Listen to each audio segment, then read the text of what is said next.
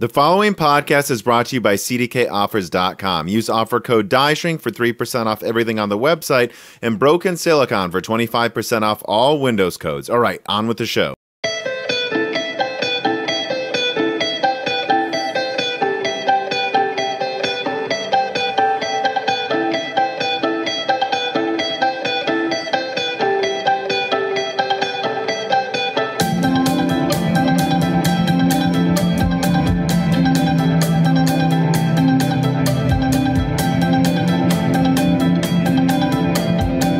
Welcome to Broken Silicon, a gaming hardware podcast. I am your host, Tom, and as always, I will let my guest introduce himself now. Hi, I'm your anonymous software engineer. Although I should first point out that reason I'm not anonymous is the company I work for is totally not involved with any of this. This is all just my own opinion, so just don't want any complications really. Yeah, hi. Nice to be here. Yeah, making sure you cover all bases. I think it was the laptop OEM guest who, though was anonymous, also said all of his thoughts are his own in case someone were to figure out who he was. Yeah. I mean, I would generally be okay with being public, but just let's avoid complications for now. So I'm not even, really sure to start too much here because this was really envisioned as a more open-ended episode. Actually, the first place I would like to start is what made you reach out? Because I think, if I remember correctly, you reached out to me for this one on being a guest. Like, what made you want to be a guest on Broken Silicon, or what did you feel you could or needed to add to the conversation? There's actually several things involved, but the first time I actually felt I feel like I could contribute something to help explain is I was listening back through your back catalog of interviews, and you had a interview with a server engineer, and one of the things that came up was how companies are very conservative about migrating to new hardware and all that sort of thing, but it never came out why this is the case. What is the underlying? In your opinion, right? I think you could because I think what he said. My memory is, especially the first time he came on, which I think was like episode 9 or something. I think he said that the reason they're conservative is for two reasons, or at least this is how I would describe or translate what he said. Which the first reason being it's predictable. So, when you stick to one company's set of products, even if, like Intel, and even though Intel may only be increasing performance by 5 to 10% a year, that's an easily predictable 5 to 10%. You can just go, okay, so every 3 years we will upgrade, and we know exactly, how much server space, how much energy it will use, and what level of performance gain we will get. And you plan 20 years ahead because of how predictable Intel was at a certain point. It was that, and then it was also just how much work goes into kind of programming your product specifically for their servers, right? Their motherboards, their platforms, that there are differences. Even when it's going from Ivy Bridge to Haswell, it's still much simpler typically than going from Ivy Bridge to, an Epic platform. And that, and I can just speak from my end, working in the automotive industry, moving to a different company for any part, there's just all these little things you have to learn. This is how they handle the bills. This is who you call to get information on this. This is how they handle shipping things. There is so much involved switching to a new supplier of anything, and that's one reason they were also very conservative in staying with Intel. So I didn't mean to cut you off. I just wanted to jump in. That's my understanding of what he said on why these companies are conservative. But what would you say? What made you have something extra to say, or do you disagree with that? No, that's definitely part of it. Although software is also a very significant part of that, particularly if you have internal software. And even if we just stick with Intel, say, they tried to bring out an entirely new ISA called Itanium, and that just died. So why couldn't Intel essentially persuade customers to shift from Intel to Intel, just a different ISA? instruction set architecture, of course. So, the part of the problem is, well, there's lots of things. Partly is the hardware changes, but partly is, well, perhaps the biggest problem is support. So commercial support. So pretty much any company that has internal software projects will have that software will depend on other third-party software. So, Oracle database, for example, or, various Microsoft products. And they will typically have a lot of dependencies. And you need all those things to align, everyone to be agreed, just to be able to do it at all. But even then, companies are conservative. They will typically not be running on the latest version of any software. But as soon as you bring out a new instruction set architecture, like Itanium, then typically what's released is the latest. So that forces companies both to upgrade their software and their hardware at the same time. And that's just too much for most companies. And it's funny. I'm going to have another guest on in the coming month that I was actually having an early, touch base conversation with the other night. And he said very, very similar things, right? That they just upgraded to Windows 10. And if you were to switch from Intel as a supplier to AMD, you're not running Ryzen on Windows 7, right? That, like, as an example. And so, like, if you don't do that yet, now you need to upgrade to Windows 10 as well, which is something that, the server engineer we've had on a few times is very much so hardware-centric and less about the software reasons. Yeah. And just to give an idea of how conservative things are. So right now, there's a lot of complaints, shall we say, about pricing of new hardware, because a lot of people are very keen to get it as soon as possible. There's lots of early adopters. It's the exact opposite in the server space, to the extent that you will actually get paid to be an early adopter, or at least you'll get a discount to be an early adopter. Yeah. So, imagine getting paid by Nvidia to, get a 3080. That's how different the market is. And that's the sort of thing that caused Itanium to fail, because what they didn't do is, although they provided backwards compatibility with x86, it was very poor. It was just too slow. Customers did not have a smooth upgrade path. They effectively had to take an initial performance hit before they could get any benefit, and that was just a non-starter for most. And as you said on the hardware side, even though AMD is software compatible with Intel, most companies are just reluctant to move to new hardware. So that whole issue of, why are companies slow to move and migrate explains, why Itanium failed. It explains why AMD is only making slow incremental progress in the server space and various other things. So I thought that was, something worth digging deeper into, and particularly the software side, which is where I can provide quite a lot of insight on, I feel. Although I suspect the details might be a bit boring.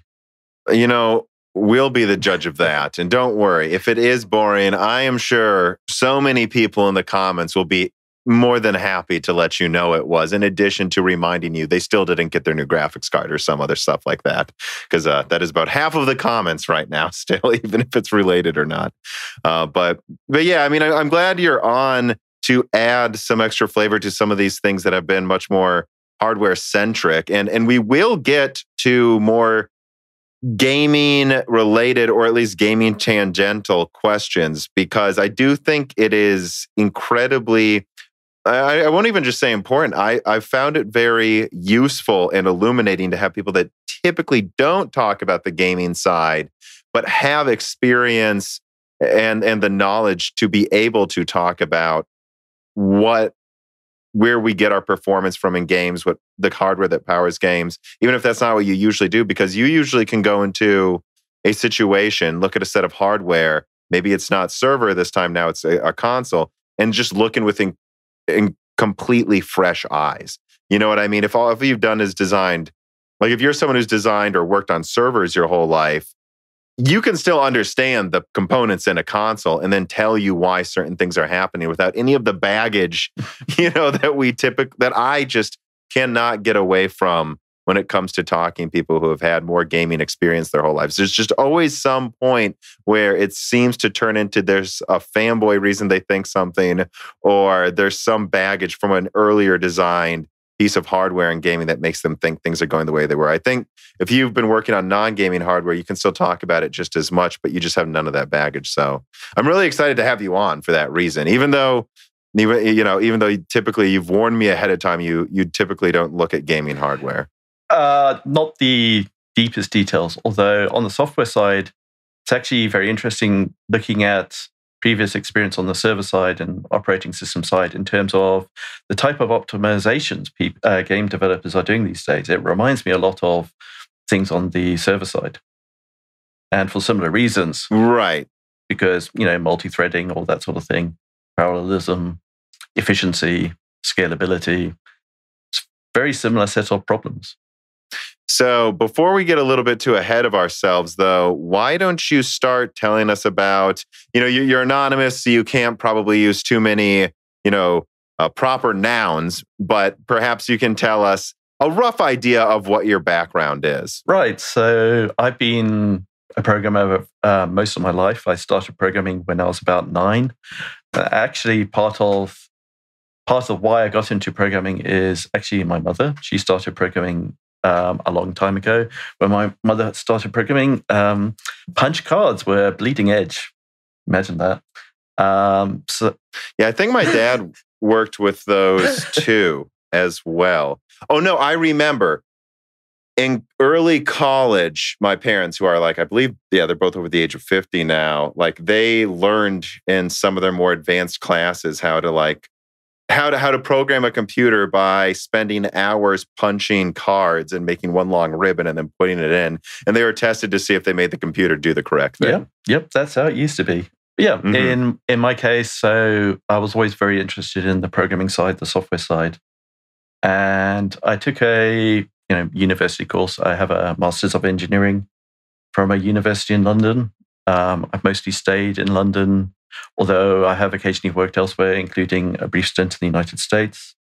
But when I was getting my degree, at the time, I wasn't really sure what I was going to do afterwards, but I had vague thoughts of, maybe becoming a games programmer. But this was the early 1990s, and that was right at the very, very start of the internet boom.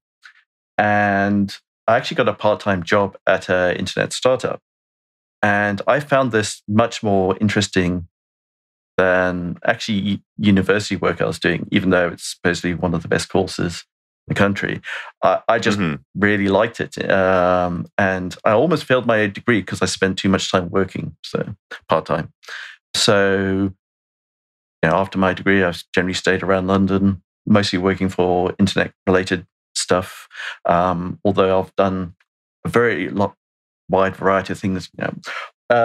So I did spend several years working for a company that created TV programs. So I was working on the behind-the-scenes stuff there, the software, and including servers and things like that, managing them, set up. Yeah, I've worked on a very wide variety of systems, different operating systems, different types of processors. I've done many different types of computer languages. There was a time when I spent a several-year period where most of the time I was writing in assembler, which I think was very something I definitely was glad I did. I think it's a very useful thing to know, to actually understand the computer down to that level. Yeah, there's very few operating systems and mainstream, I should say, platforms that I haven't used. There's in the embedded space, things are completely different, but I was going to say, I was looking at your history here, and it seems like you have, you could say non-professionally, it goes over 30 years, but you have at least 25 years of professional experience working on ARM, working assembler, working at some news magazine websites, working at some, kind of gaming and 3D graphics related companies. It really seems like you've had a small hand in almost every type of thing you could program for the most part. Yeah. Not so much the client side. So a little, I've done some of that more like privately rather than professionally, but more on the server side. But yeah, a lot. A lot. Well, and I'll be honest, I have people reach out to be, as you can guess, probably, guests on Broken Silicon all the time. And sometimes it goes somewhere, sometimes it doesn't. It seemed like you had a lot of experience, but I really wasn't sure what to expect, right? When we first started talking, but it did seem like you actually had a lot of really, really specific and interesting things to say about just about any subject I threw at you. Like in my curveball, I usually throw at people who work in more professionally programming things. It's just throwing random ideas about console performance at them because for whatever reason, no one ever pays attention to the consoles, the actual hardware or the programming that goes into them. And so, but you were able to really give a lot of interesting ideas.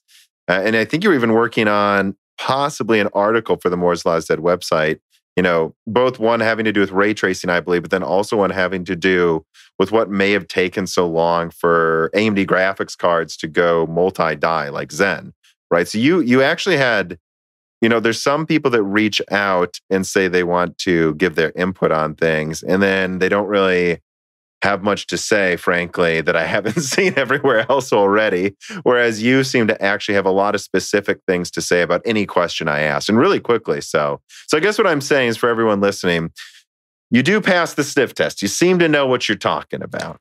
Well, thanks.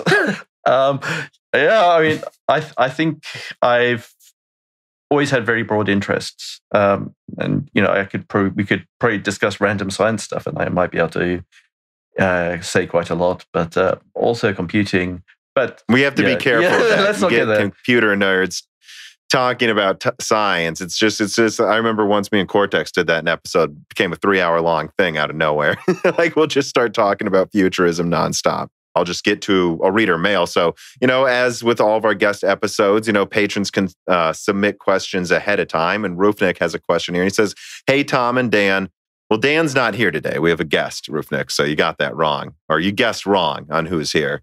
But he does ask, what are your thoughts on tech sites that post YouTube videos on the best CPUs for 2020 or 2021, and then proceed to say they are only going to discuss CPUs available and not necessarily the best or what's coming soon? They're not saying the logical top CPU is, but due to demand, only this CPU is available. Instead, this is the one you can get as it's available at the time. They also know that the CPU recommended is sometimes on an obsolete platform." So I'm going to skip ahead here. It's a little scrambled, I personally think, some of the question, but he basically, to boil it down, I think what Roofnik's asking is that he finds it very frustrating how samey all of the reviews and recommendations are on all of these tech review websites, and that if you can't take into account this current situation or how things can change in the next 6 years, then what's the purpose of even evaluating a best of? Because nothing could be more important than how well something would age or what you can even actually buy. I mean, so I guess just kind of add flavor to what you were saying about like, what do you think about, because you're watching other tech channels, right? So like you're seeing what's going on with people like Hardware Unboxed and Gamers Nexus, who typically are trying to do all of these reviews and recommendation videos every week in a time where a lot of people are frustrated. Like how do you see this whole situation? There's kind of two sides to that. So the first on the specific question is, when you're doing a best of, as long as something is notionally available somewhere, I think you can count that as being something you can recommend, because you should be forward-looking in recommendations.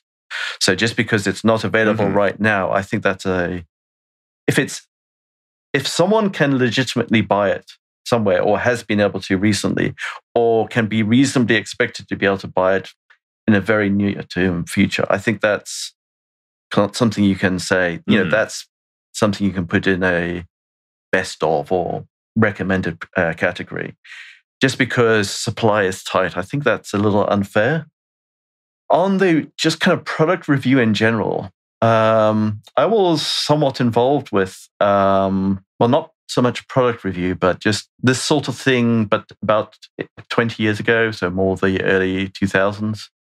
And so you did a lot of server testing, right? Actually, and not just testing, but background articles. And some of the background articles I wrote even, had university professors come up and say, can I include your articles in details, introductory materials for courses, because there was this kind of level of detail just wasn't available anywhere. So we did some of, you mentioned Hardware Unboxed. We did some of that, and this was all, this was before YouTube even. And I would say, for the most part, I'm very happy with things like product reviews. They're very professionally done. They're comprehensive. I feel like that if you're trying to address consumers, that's kind of like job number one, is trying to give them useful, meaningful data and information, recommendations, things like that. And I think that's actually about as good as it's ever been. I'm not saying there isn't room for improvement though. There's always various problems, particularly with things like benchmarking. So yeah, I would actually say that side is generally very good, and I think we should appreciate what we're getting to a large degree. I think that's doing that amount of work is non-trivial and requires real effort. When you get to more subjective things, it always becomes trickier. At a certain point, I fear that a lot of these tech review websites come off way too robotic, in that they're still putting out the same types of videos in a time where it's 10 times harder to get something, and it comes off as entirely tone deaf. Like, you would think that you would change your content a little bit, or be willing to do some videos where you just say none of these are worth the money. Because I think, and that's something I've been saying, and it doesn't benefit me to say this. Like, it benefits me to act like nothing's wrong and say, buy everything. And I'll get more. By the way, guys, I will get more sponsors if I tell you to buy things, right? Like, it's in my best interest to tell you to buy things. But I think that's where a lot of tech review channels are falling flat right now, is that they're literally putting out the same videos they would be putting out any other month. And it just comes off as entirely tone deaf. And I think that's when you go, well, maybe you guys should look into making other types of content when no one really cares about this type of stuff. I think, probably a good point to actually say, well, maybe we should do something a little bit different, or, what can you do with your existing hardware? That would be perhaps something useful. So if you suddenly put a PC on my desk with a top-of-the-line graphics card and said, play with it, do what you're interested in, probably one of the first things I'd do is take some typical games and do some profiling of the games. So what's the CPU doing at a low level? What's the graphics card doing at a low level? There's all sorts. It's not something I've done yet, but there's a lot of tools to help analyze your system more from a programmer's level. And, I've done that sort of thing in the past on the server side, particularly. So not games, but, so why is this graphics card behaving the way it is? Why is this game behaving different to that game? Why is, what is the real overhead of various little bits and pieces, such as ray tracing, although that's not quite a little bit and piece. There's all sorts of things you can do. And, depending on, what you're used to, you could think of different things. I would very much have the mindset of, well, let's pull it apart and understand the performance characteristics of these games, these graphics cards. Where does it come from? Where's it going to? Yeah, so let me skip ahead here then. I actually want to move on to kind of more open gaming hardware programming questions, because I think that's kind of what we're starting to talk about here.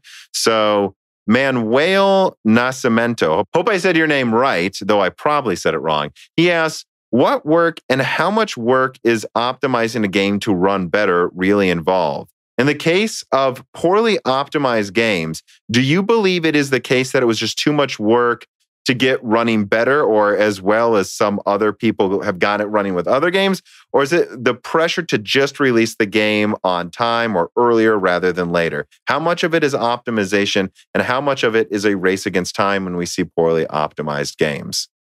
I would say the race against time is a very big factor. So if you start thinking about it from an economics perspective, how do games companies pay their programmers before they're earning money from the game? Well, they effectively have to borrow it, or essentially get paid by a publisher in advance.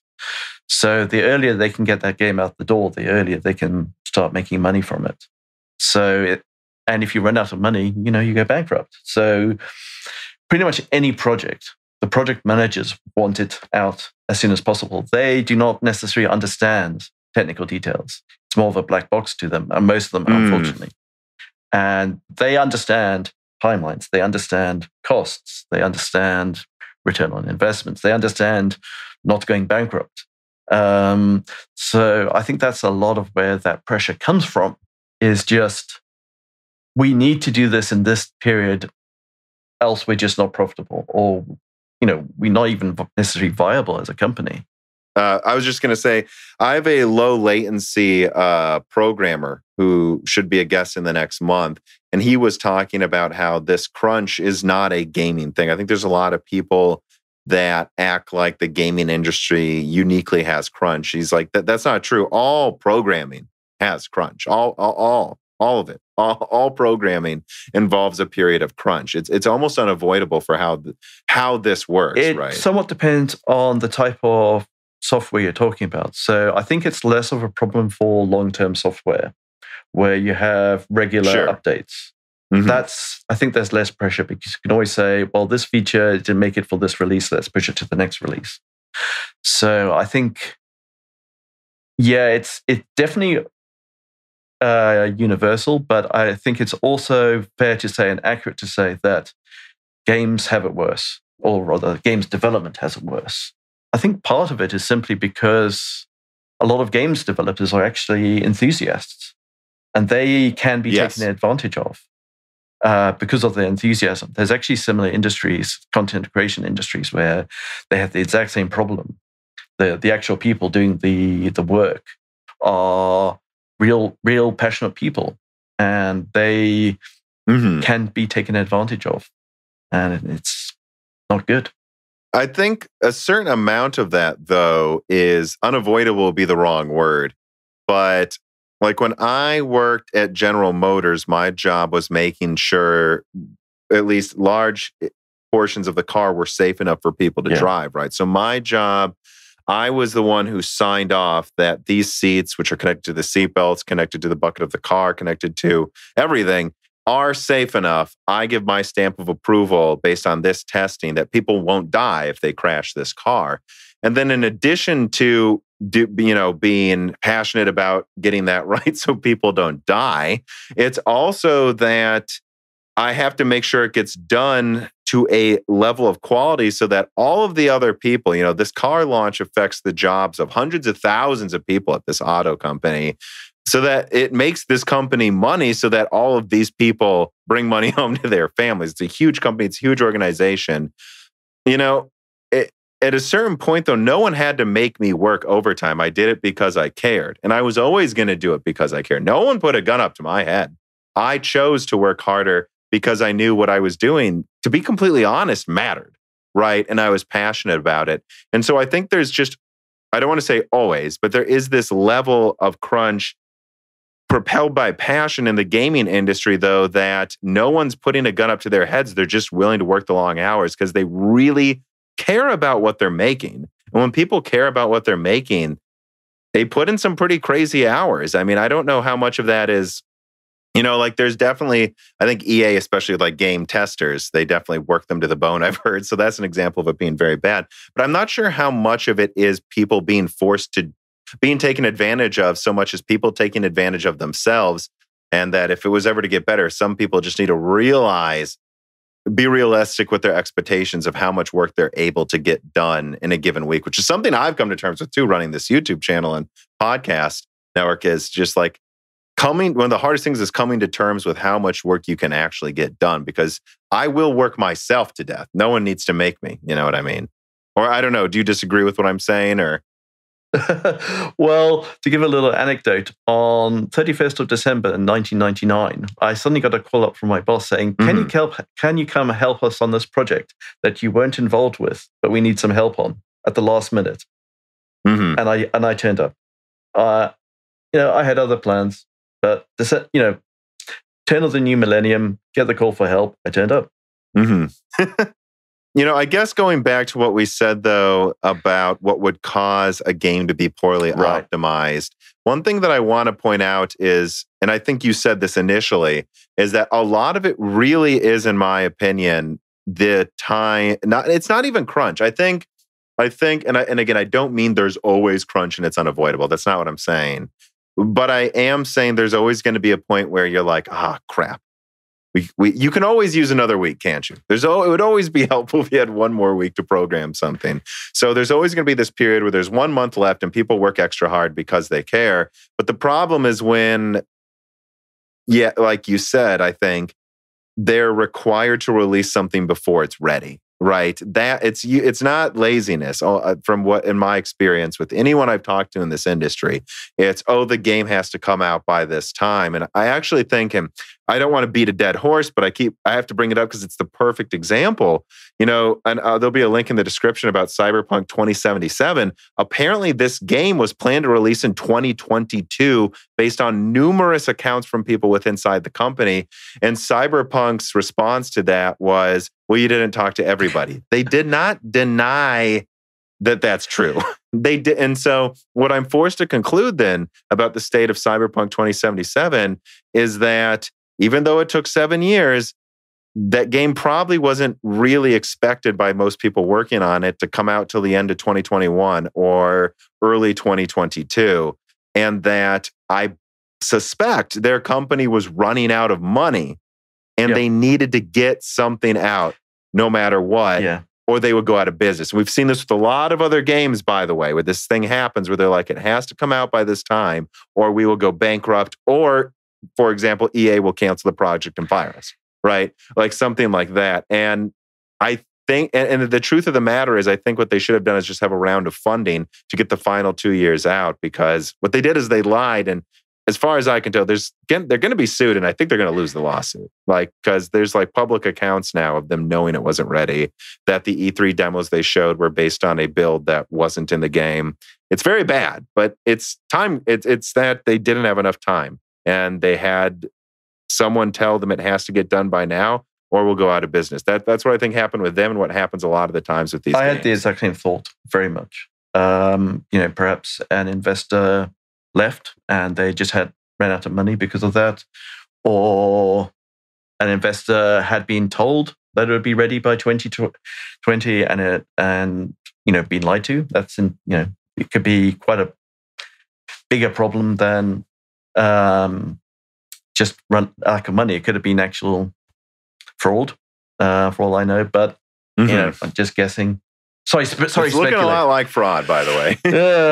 And if they are, well, if it was, then it's kind of you don't want to see companies and developers being punished, but on the same time, if you don't want to see people get hurt, is how I would put it. Just for the sake of getting hurt, right? But on the other hand, you do need a disincentive. You do need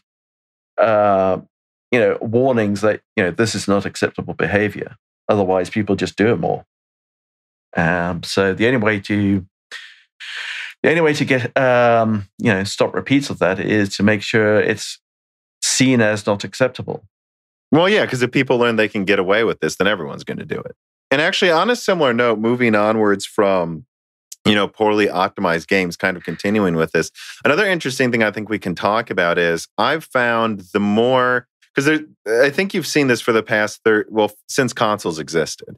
You've seen this argument of the poorly optimized console port to PC. And when I've really dug into a lot of these ports, it exists. There are definitely bad ports, like Dark Souls 1. But they admitted it was a bad port, to be fair. They said, yeah, it's a bad port. We just did this because you guys had a what was it, like a Kickstarter for it or something. That's the only reason we did this is to kind of see if we could do it. But I think a lot of times people confuse Red Dead Redemption's performance on PC, for example, or Red Dead Redemption 2, I guess I should say, or some of these other games' performance on PC with the fact that there's stuff going on in the consoles that isn't in the PC that's causing it half the time, and vice versa sometimes when they port PC games to console and it doesn't run well. Sometimes it was a lack of enough optimization. But sometimes it's just because I'm sorry, Bubs, your PC is not as strong as you think it is, right? Like one example specifically is the reverse of that is the CPUs in the PS4 and Xbox One, where it's like, why can't we get more 60 hertz games? And it's like, well, those consoles were designed with 1.6 gigahertz CPUs. So you're not getting 60 hertz games, Doomberry writes in and says, I love to hear about the PS4, Xbox One release and specifically how underpowered their CPUs were. It certainly seemed to catch some devs by surprise. And there are a few games from around that time which are known for being downgraded at release. Some big examples that come to mind are Order 1886. Well, I don't know about that. 1886 looked as good as the initial visuals I saw. It just ran at like 24 frames a second. Watch Dogs definitely had some sort of a downgrade or something. And Dark Souls 2. Yeah, I can't speak to Dark Souls 2. I don't remember. I didn't follow that game closely before it came out, though. It says, what caused game devs to underestimate these consoles? The messaging from console manufacturers unclear. What? I don't know. I think you're asking a few questions at the same time. I think, first of all, when they do the as they call them, bull shots for games, they try to make the early trailers look as pretty as possible. So, I mean, that's what that is with like Watch Dogs, and I assume Dark Souls too. But I mean, I don't know what would you say to some of the questions he's asking here? Well, there's certainly part of it is who set those expectations. Was it the consoles manufacturers? So were they, say, pushing for 60 hertz 60 hertz games? Because I don't think they were at the release of those gens. Like, I don't remember, like Killzone Shadowfall was 30 hertz. I think it had a 60 hertz online mode, though, I guess. Rise, Son of Rome on the Xbox was below 30 hertz. I don't remember Sony or Microsoft saying these are 60 hertz consoles. I just remember some developers deciding to try to make their game 60 hertz, and usually they ran at 40. That sounds quite plausible to me. I think actually that probably happened quite a lot, that they were aiming for 60, came up short, and either couldn't or decided it would be better for them financially not to do the optimization. And I think it varied a lot between the type of developers we're talking about. I think developers that had their own game engine have a slightly different perspective from those who effectively borrow someone else's. So if you're developing a game engine, you are going to have people who really know the insides, deeply, and they've gone through probably a lot of more optimization and effort than the others. So they have deeper skills and often more resources. So it's the people who have the money who can develop the game engines, really. So I think those companies were able to push harder because they were able to optimize more. So if you're borrowing someone else's game engine, you can only optimize your work. You can't necessarily optimize the game engine itself, or it's a lot harder because you might not even have the rights to do so. But even if you do have the rights, it would be a long learning experience to get that far into it, depending on what you've done before. If you haven't had to do that before, then that's not something you can do at the last minute. And I think, and I've seen some interesting talks by games developers talking about the sort of optimizations they were doing for that generation. And I think they still weren't really up to speed with things like multi-threaded optimization. They hadn't really done that properly until that level. And they were, I think, particularly console developers, I think, feel under more pressure to hit a specific target in terms of frame rate. So they want a standard frame rate. Whereas I think on the PC side, it's just more acceptable that frame rate is variable, effectively. So I think the fact that harder, they just throw it at your PC. Yeah, it's like, if you don't get this or that, it's your fault. Choose different settings or get a better system or whatever. But when you're targeting a very specific known platform, and some people are getting 60 hertz and you're not, and you're saying you're going to target 60 hertz, I think that puts more pressure on you to do that optimization, to go the extra mile. And, I think perhaps also that filters up higher to the managers, because they know that if they hit that, if they hit 60 frames refresh rate, that's something they can push and sell as, we have this quality. And so I think in those cases, you see more effort, and they will go through the learning process of, how do we go from 40 frames a second to 60 frames a second? It's, sometimes it can be just as simple as we actually need to, it's not that we need to change the quality of the graphics, but we need to just get more out of the existing cores. We can look at what we're getting out of them currently, and we can see all these spaces where this core's not doing anything, this core's not doing anything. So they can figure out, well, if we can get everything to run at near optimum, then we can hit our target. But you then need to go, well, this is a software optimization problem and a multi-threaded software optimization problem. And if you've not previously done fine-grained multi-threaded optimization, then you have to implement it. It's not this sort of thing didn't exist. It's beforehand. It obviously did. I mean, it obviously existed in the even the previous generation. So PlayStation 3 and so on. But I don't think they had gotten as far down the optimization curve as they could have. And earlier I was saying, I was seeing things similar to what you would see in terms of operating system level optimizations. So how you do thread management, how you try and avoid unnecessary locking, or you optimize the locking you do, how you try and efficiently allocate, sort of break down the processing of an individual frame into chunks that you can distribute nicely across all your processes. Right. And actually pin certain tasks to like one thread or something. Actually what most, or maybe even all games companies are doing these days are what they call a job system. But you explain it, so for people listening, games companies are calling this, job system, but, I perhaps call it something else, but it's, very standard way of doing multi-threaded optimization. I've actually done this, I think I did it the first time about 2010 on a 2D graphics processing project.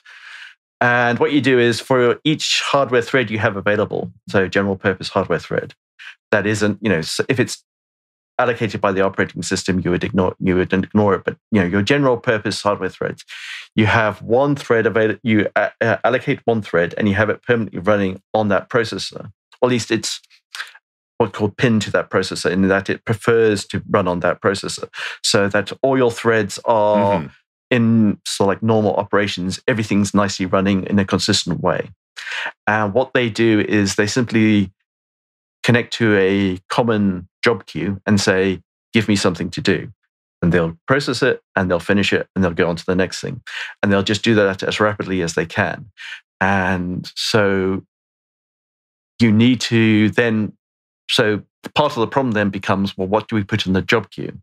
So if we start at the, if we imagine the beginning of a frame, you would probably have a lightweight background thread. And when you have your VSync, you trigger, okay, new frame. Let's start processing. So you update your internal content, where things are moving. Have you had some kind of collision between two objects and all this sort of thing? What's the player doing? All sorts of various things going on. And you update you calculate the next game state. So essentially what you want to render, and then you pass that on to the GPU. So you can break that down into a whole number of subtasks. And you want each of those subtasks to be small, but not too small. So there's a kind of Goldilocks zone.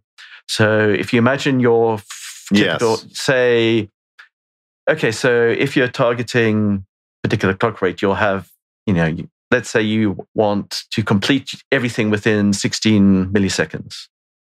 You probably don't want any tasks that are more than a millisecond. That would be quite bad, because, if you do have any big tasks like that, you would try and make sure they get run right at the very beginning. Because if you have one straggler, one little thread that still hasn't finished, and you get that 16 millisecond mark, You're right. You would allocate that to like one of the highest clocked cores first to make sure that one's not a straggler, is what you're saying. If at all possible, you would try and do that first. And if you can't, you will start having drop frames, and then you would probably need to break down that task if at all possible, or somehow re-engineer it so that it just doesn't happen.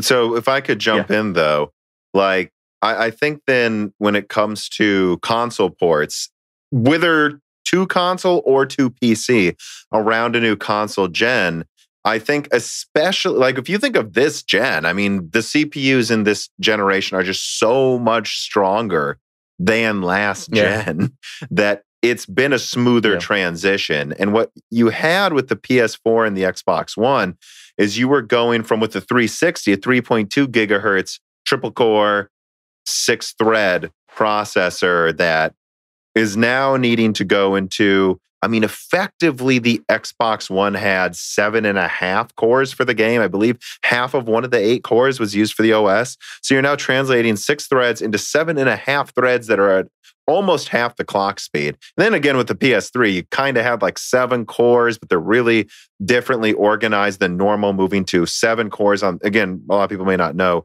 the base PS4 actually just had 7 cores. One was disabled. So now you're moving to 7 cores on the PS4, but they're clocked half as fast.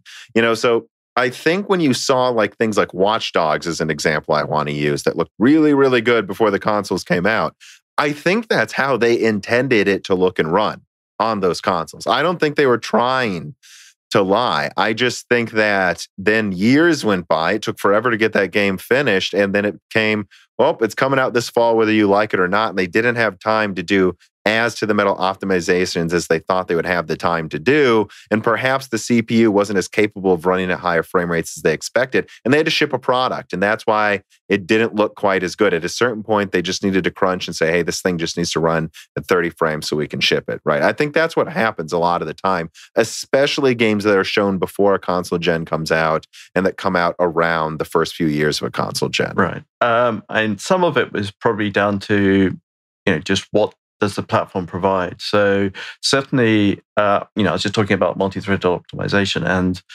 the operating systems of those consoles, definitely from the PlayStation 3 era and, that kind of thing forwards, they provided low-level things to help, have threads with little overhead and things like that, and low-level primitives. But you need the stuff built on top of it to be well calibrated, well optimized, and certainly those sort of things would exist in Windows as well to a degree. But you're now potentially dealing with a whole significantly different software stack. It might, if say you're running on one game engine on the console and that's not available on the PC, you might have a very serious porting problem. Essentially, you have to rewrite or create some of the game engine yourself or adapt it to an entirely different game engine. And that might have very different optimizations.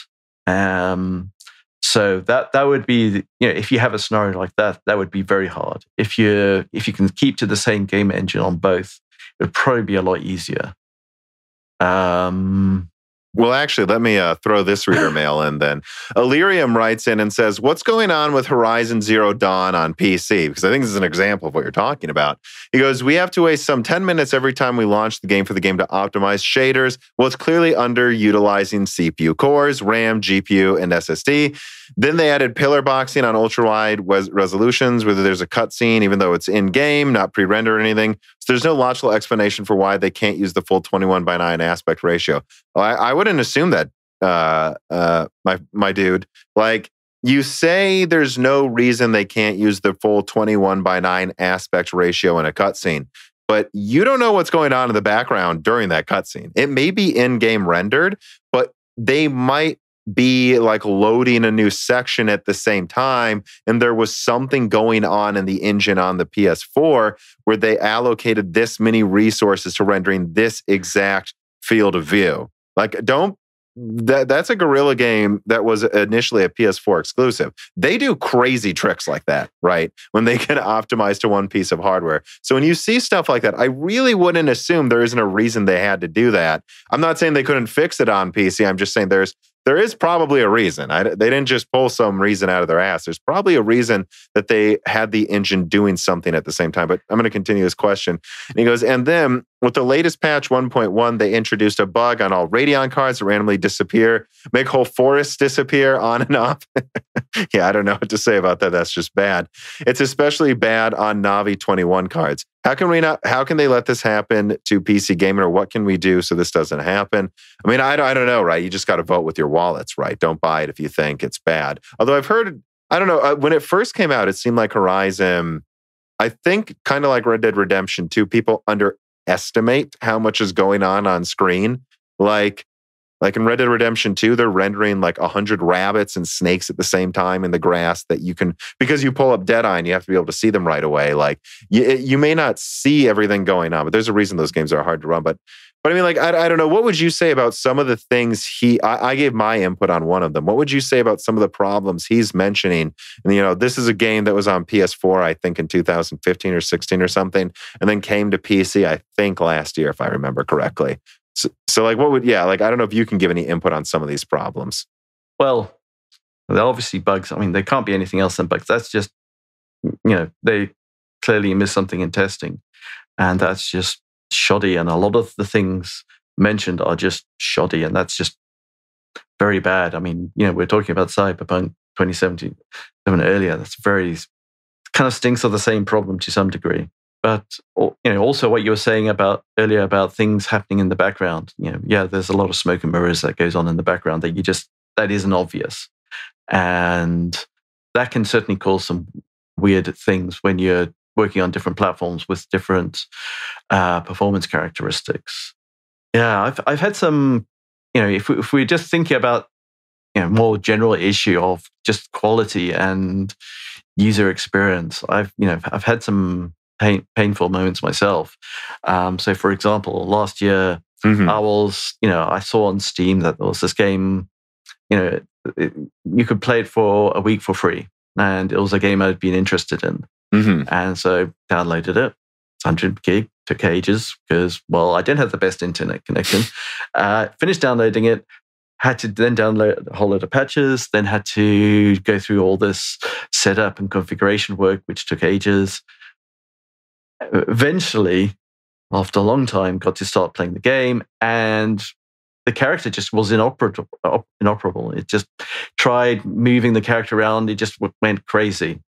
And it's like, I can't do anything at all. I can't even walk, basically, your character. Something that basic.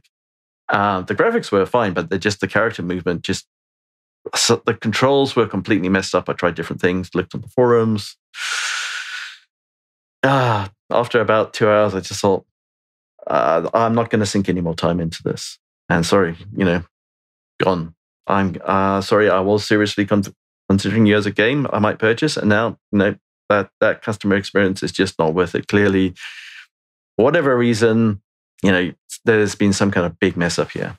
It sounds a bit worse than what he had. Although I will say, specifically about the Horizon Zero Dawn question, I mean, I have to point out that the PS4 was GCN 1.0 based, and even the PS4 Pro is really Polaris Vega based. But that's still GCN.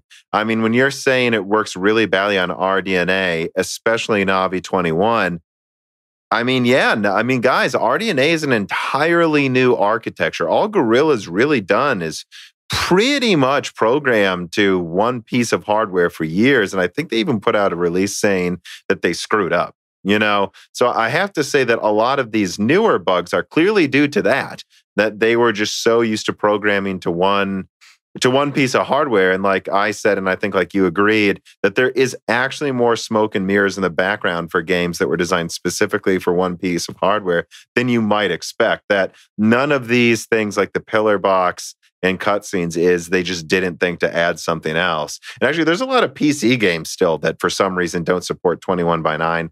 And that's because there's something in the engine that doesn't like it. It's not because they didn't think to do it correctly, right?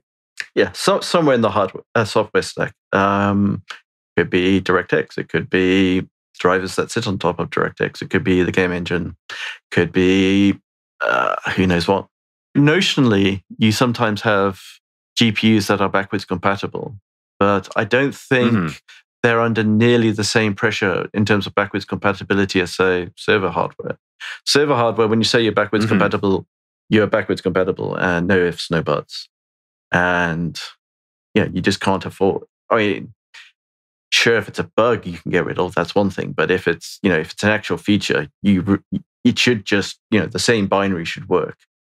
I don't know if that's what's their problem, but so could have been something weird like that. But I don't even know if it was officially backwards compatible or not. Is the RDNA hardware? I mean, I believe there's some degree of backwards compatibility in there. Yeah, RDNA 1 was built to be, for the most part, backwards compatible with GCN code. But I believe RDNA 2, I'm sure there's still, right, some backwards compatibility built into it. But I think there's a lot less, right? And so it requires much more work to make sure older things run on it well. I mean, you're seeing the same thing with Ampere, where I believe Crysis runs like absolute garbage on the new Ampere graphics cards. And that's because it wasn't, that game was designed with something just decades old in hardware performance. Well, it's over a decade old, right? So like there's some of that there too. Actually, I kind of want to pivot to a new, another reader mail here. So David Cowden writes in and says, what's your take on what happened with Halo Infinite and to an extent, Cyberpunk 2077? It almost seems like games attempting to be cross-generation look worse than either a polished last-gen game even, or what we expect a true next-gen game to look like with an Unreal Engine 5 demo. Are these product desires to build generation-bridging games more than the industry can chew? Actually, I really like how he ended that question too, because I've had a real bone to pick with this idea that you can just have everything run on Xbox One and then Xbox One X and then Xbox Series X and Xbox Series X. I mean, you can make a game that runs on all of them, but I'm telling you what, if you mandate that games somehow work on this hard drive GCN1 1.7 gigahertz or whatever it is based console from 2013, you will not be making good use of the next gen console that's just light years ahead, right? There's certainly a jack of all trades, master of none aspect to it, and you're spreading your development team thin potentially. If you're sort of under-resourced in general, and you're giving each development team not enough resources, and you're trying to develop the game at the same time, I think you're more likely to hit issues compared to if you did. It's hard to say really. It might be in some ways easier to do one system first and then try and port that, but on the other hand, you'd probably have different sorts of issues in terms of optimization, because if you go for your strongest system first, then you go, oh, this totally doesn't work on this older stuff. But which I think is the right thing to do, right? If you were to ask me, I'd say program for the Xbox Series X and then just try your best to shrink it down to the last gen, because we're in a new generation. I hope you're prioritizing for the future. But then you look at Cyberpunk and didn't turn out well. Yeah, I mean, we were talking earlier about the economics of games, making games, and the more platforms you can target, in theory, the better return on investment you get. So, totally understand why they want to target as many platforms as possible, and if they can do it well, potentially they have better resources available to spend on everything. But you got to do it right, and you can't do it on chump change.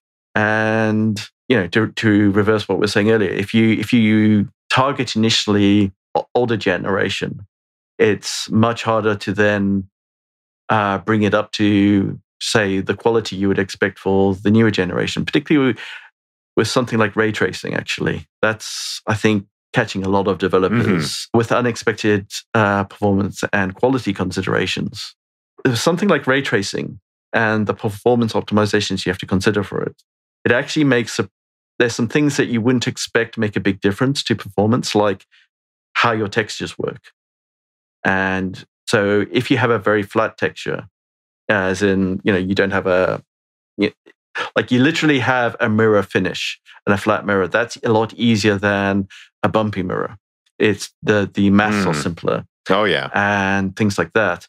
And so if you wanted to, because of where we are in terms of hardware optimization on ray tracing, there's just, you have to design the scenes, your levels, your characters, everything from the ground up, really, to get decent performance, I would say. And that's the sort of thing that's hard to just slap on at the last minute. You've already designed your textures and everything, and you've probably even signed them off. For all you know, your artists are already working on some other project, depending on where you are. So I wouldn't be surprised. I wouldn't expect to see decent performance with ray tracing unless it was designed for that from the start. But then you're going to have, well, okay, we can do ray tracing here, but that means we have to have poorer quality textures, or we can't have the richness of textures that we wanted.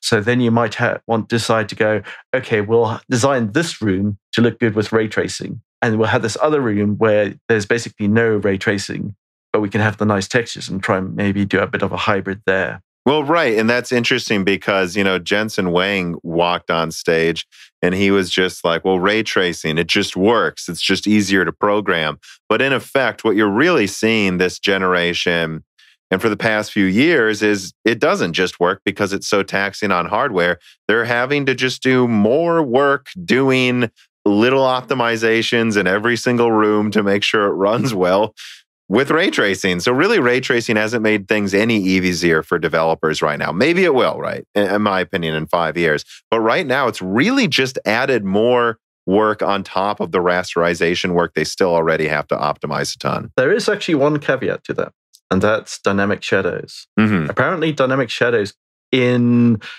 the right circumstances with hardware ray tracing, dynamic shadows can apparently be faster. Yes, and better quality. I think the new Call of Duty uses that, and there's a couple other games that might use that too. That there are some developers right now at the start of this generation that are deciding to not use a lot of ray tracing, but use that for dynamic shadows, and that I've actually heard a lot of people say they look incredibly good. Yeah. So when you're going from pure software to hardware supported, you can get a boat, and you're effectively doing the real calculation. Then instead of it being a quick approximation because you're doing it in software, it's a true calculation with hardware optimization. And yeah, so you could actually get performance enhancements in those very specific areas. But from my understanding, that pretty much only applies if you have, well, basically outside. So open world, you're pretty much your only light source is the sun.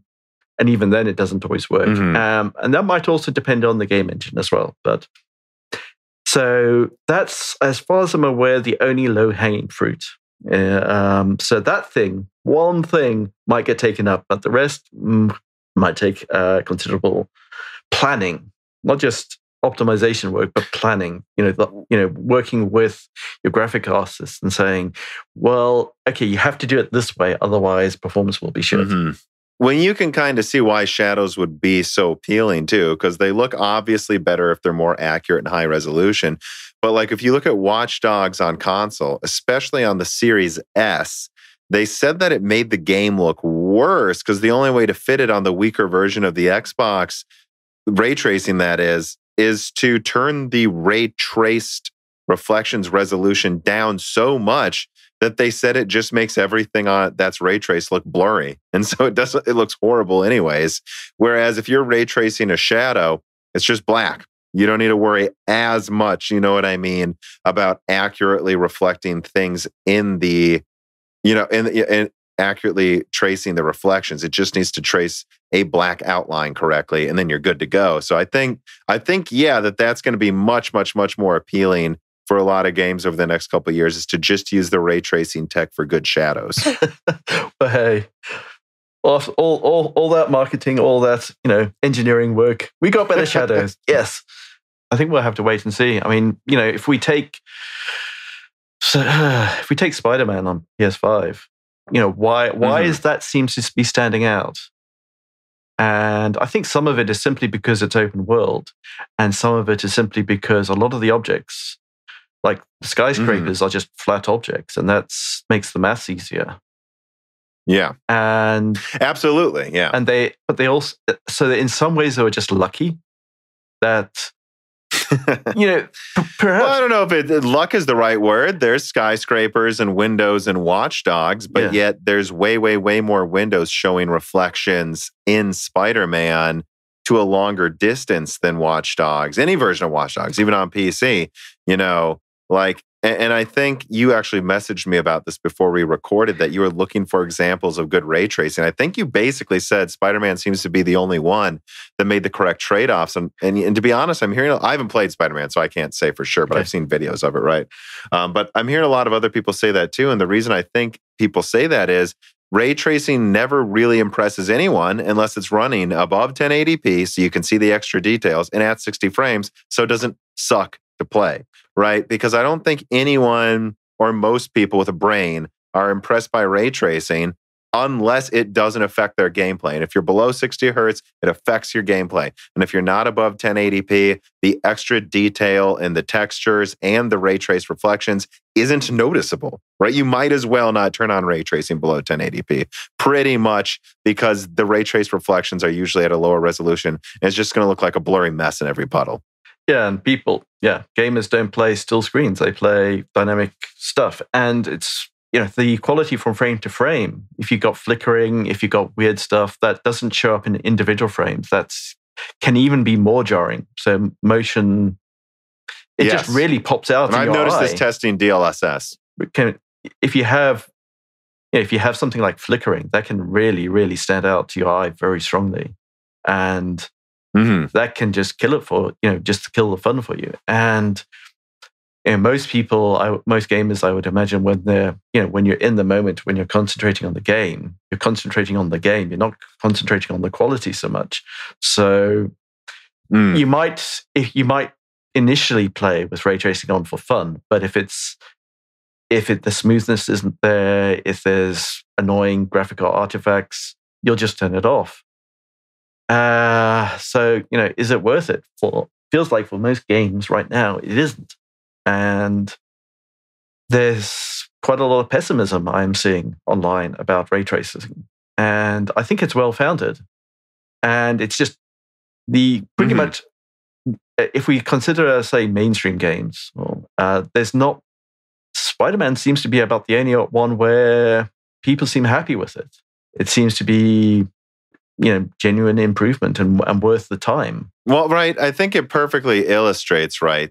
Again, kind of like what I was saying, there's no point in turning it on unless it's obviously noticeable and it doesn't ruin both your resolution and frame rate, or really one or the other. Again, I don't think people need 4K, but I do think people want above 1080p on the latest hardware. They do. They want it to be above 1080p, and they want it to be locked at 60 frames. And I think Spider-Man will demonstrate to developers that you guys got to stop either getting lazy and just flipping it on and then turning down the frame rate or something like they did with Watch Dogs, or you've got to just make it only turn on for certain objects. Like just turn it on for mirrors and glass in a city, turn it off for everything else because it kind of looks worse. And I'll test it more once I get the 6800 XT and an Ampere card that's coming right now. But at least what I've tested so far with Turing cards, I just got to say, it looks like hot garbage to me when I was running around in Battlefield 5, even at higher settings, because even when I got it to run at a decent frame rate, because all of the reflections had like weird, not all of them, but sometimes, right? They would have this weird shimmer in the puddles that was really distracting and unrealistic. Or they would, in some reflections, it was crazy low resolution compared to the resolution I was playing at. And I really thought it looked terrible. Like it made me come to the conclusion of like, well, maybe we can get to a point where we can run low levels of ray tracing and like that'll at least be nice on higher end hardware.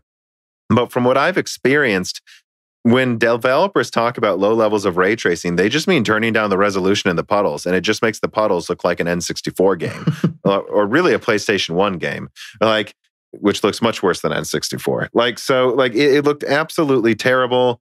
And when I say low levels of ray tracing, I'm hoping that they just turn on high resolution ray tracing on a couple of objects, because that's the only thing that works. The second the ray tracing resolution is below 1080p, it just makes the texture on the ground look terrible. It looks like a muddy mess. Again, look at the Xbox Series S version of Watch Dogs to know exactly what I'm talking about. Or really just try to play Battlefield 5 with ray tracing on almost any graphics card. Then you'll also know what I'm talking about.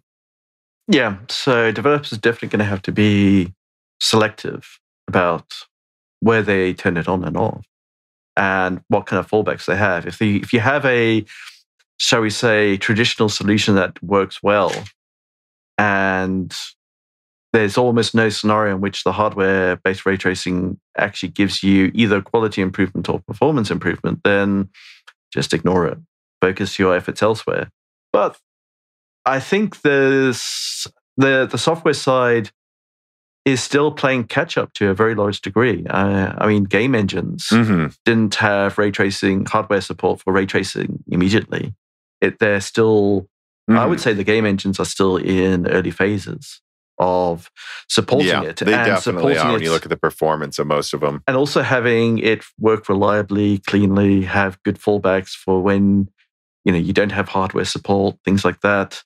And perhaps, we'll have to wait and see where, say, Unreal Engine 5 gets to.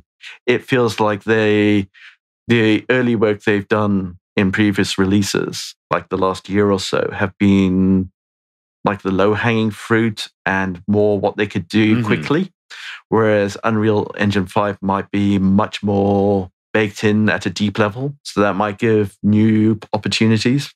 We'll see what other game engines can provide and developers can provide. So, yeah, I think you just have to, it's a new paradigm for the software, for the graphics artists, for the game engines, for drivers, and it's going to take a while to optimize that stack. Nvidia have been out with it for 2 years. Game engine support, less than that. The games that have come out, mostly they've probably done it at the last minute, because if a game's just come out and you add it, and it has ray tracing support, it was almost certainly done at the last minute. Games that have had ray tracing designed from scratch, right from the very beginning, the conception of the game, those are only just starting now. They're not what's coming off the line now. It's what's starting now, is I would say. That's actually what I heard from developers from Bluepoint Games. They said that they had considered putting ray tracing in Demon's Souls, but if they did it, they wanted to do it right, and that would require just from the ground up engine. They didn't want to tack it on because they thought their pre-baked lighting already looked pretty damn good. So they just made the decision to not put that in a game in 2020 because they suggested it requires from the ground up programming to do well, which actually you're starting to get into a pivot into another thing I want to discuss.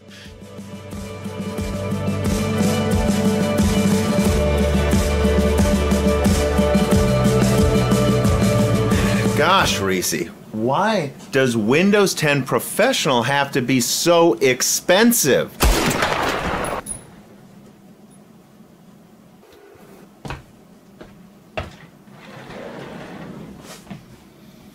Don't listen to that, nerd. Listen to me. You can get all the great Windows and gaming keys you need at CDK Offers. I have a plan.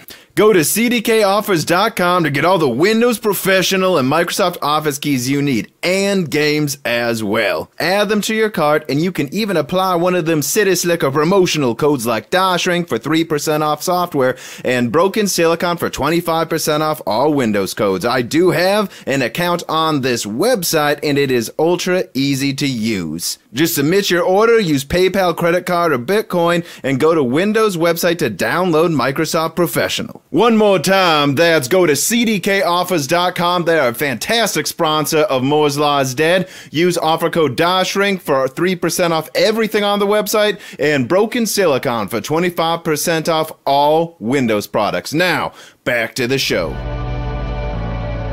So I guess let's start with this one. So Deco writes in and says, does AMD's implementation of ray tracing cores, that is their design in RDNA 2 scales ray tracing on a per CU basis instead of a more monolithic approach that Nvidia uses with tensor cores by segmenting a second area on the die for RT, what does that mean for future generations of RDNA performance versus Nvidia? Do you think AMD will age better over time into RDNA 3 with this approach? Or will NVIDIA always have a ray tracing advantage with how they're handling ray tracing hardware? I don't think there's actually, at a very high level, I think there's maybe a bit of a misunderstanding, or I'm misunderstanding. So the way NVIDIA are doing their RT cores, they can scale it up with their architecture. It's not they're doing it at per block in quite a similar way to AMD, I would say, at a very high level. Very high level. Not low level. Low level could be very, very different, but a very high level, they scaled up the number of RT cores from Turing to Ampere. They can just carry on doing that. Why not? AMD can do the same. So I don't think there's a obvious bottleneck in that regard. In terms of how just AMD will, ray tracing for AMD, well, yeah, to follow up the previous point, they've only just started. So the drivers have only just started. Game engine support for it has only just started. Although some of the theory has been there, and some of the, shall we say, the game speculation, maybe. Well, if you think, say conceptually, although that they're both hardware ray tracing, base ray tracing support, the actual implementation is different, and what works will be different. So if you take something that was well optimized for NVIDIA, that's not necessarily going to be automatically well optimized for AMD. Navi, we should maybe say, or RDNA. That will take time. But if you go from a game which has at least some ray tracing already, they've probably gone through some, at least a first pass optimization in terms of things like light sources, textures, room design, what sort of ray tracing features they actually want to turn on and where. So they've probably gone through that a little bit. So it might, I wouldn't be, I think it would be reasonable to expect that the very first generation, so we're talking about, next 6 months of games with support, ray tracing support on RDNA are perhaps a little bit better than the first 6 months on NVIDIA.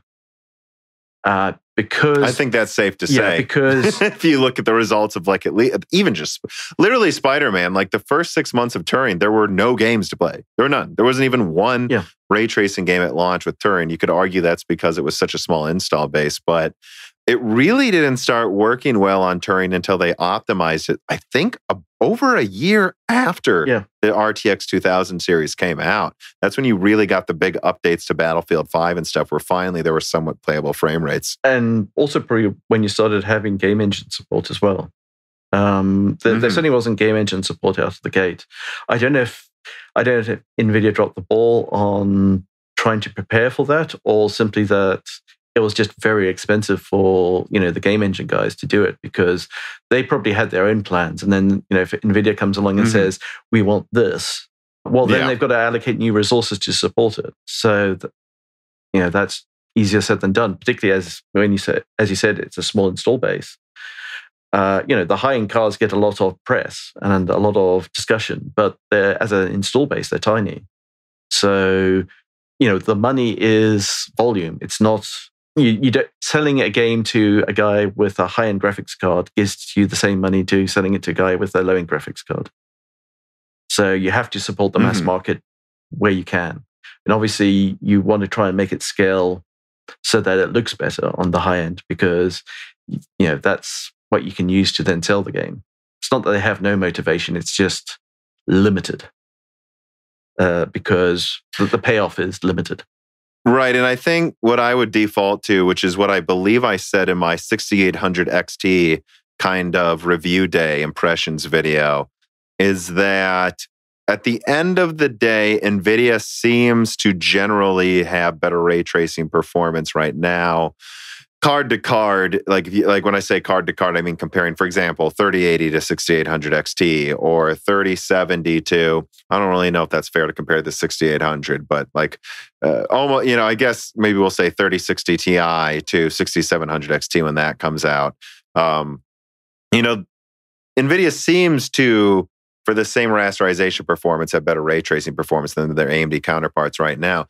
But at the same time, when you look at like Call of Duty, Cold War on the consoles with ray traced shadows, or Spider-Man on the PS5, that type of impressive ray traced, effects did not exist with anything NVIDIA for years, and arguably doesn't now, right? So I think my opinion really is still to say Ampere will always have better ray tracing performance than RDNA 2 is premature, because there's actually a mountain of evidence to the contrary. I wouldn't bet money AMD will have RDNA 2 age like fine wine, as they say, and outperform Ampere ray tracing quickly. But you certainly shouldn't rule that out. And you can say, oh, it's just because Spider-Man's ray tracing off of a bunch of, flat surfaces on buildings and I've actually heard, by the way, from sources that RDNA 2 is specifically very good at running a lot of the same type of ray tracing on flat surfaces. But you know what? It still is more impressive. I don't really care what it's good at if one of them is producing effects that are more impressive than the other one. So I just do think it's premature to say Ampere is better right now, long term. It might be, but I'm not so sure. And what happens when AMD launches an over 300 watt RDNA 3 card potentially that is rumored to have double the compute units of RDNA 2? NVIDIA is using 350 watts to have better ray tracing right now. What happens when AMD gets up to something that powerful? I don't know that I would bet, that NVIDIA will always have better ray tracing. Certainly, if we just think of pure software optimization, AMD, they're just starting. So I would at least expect the gap to close at a minimum.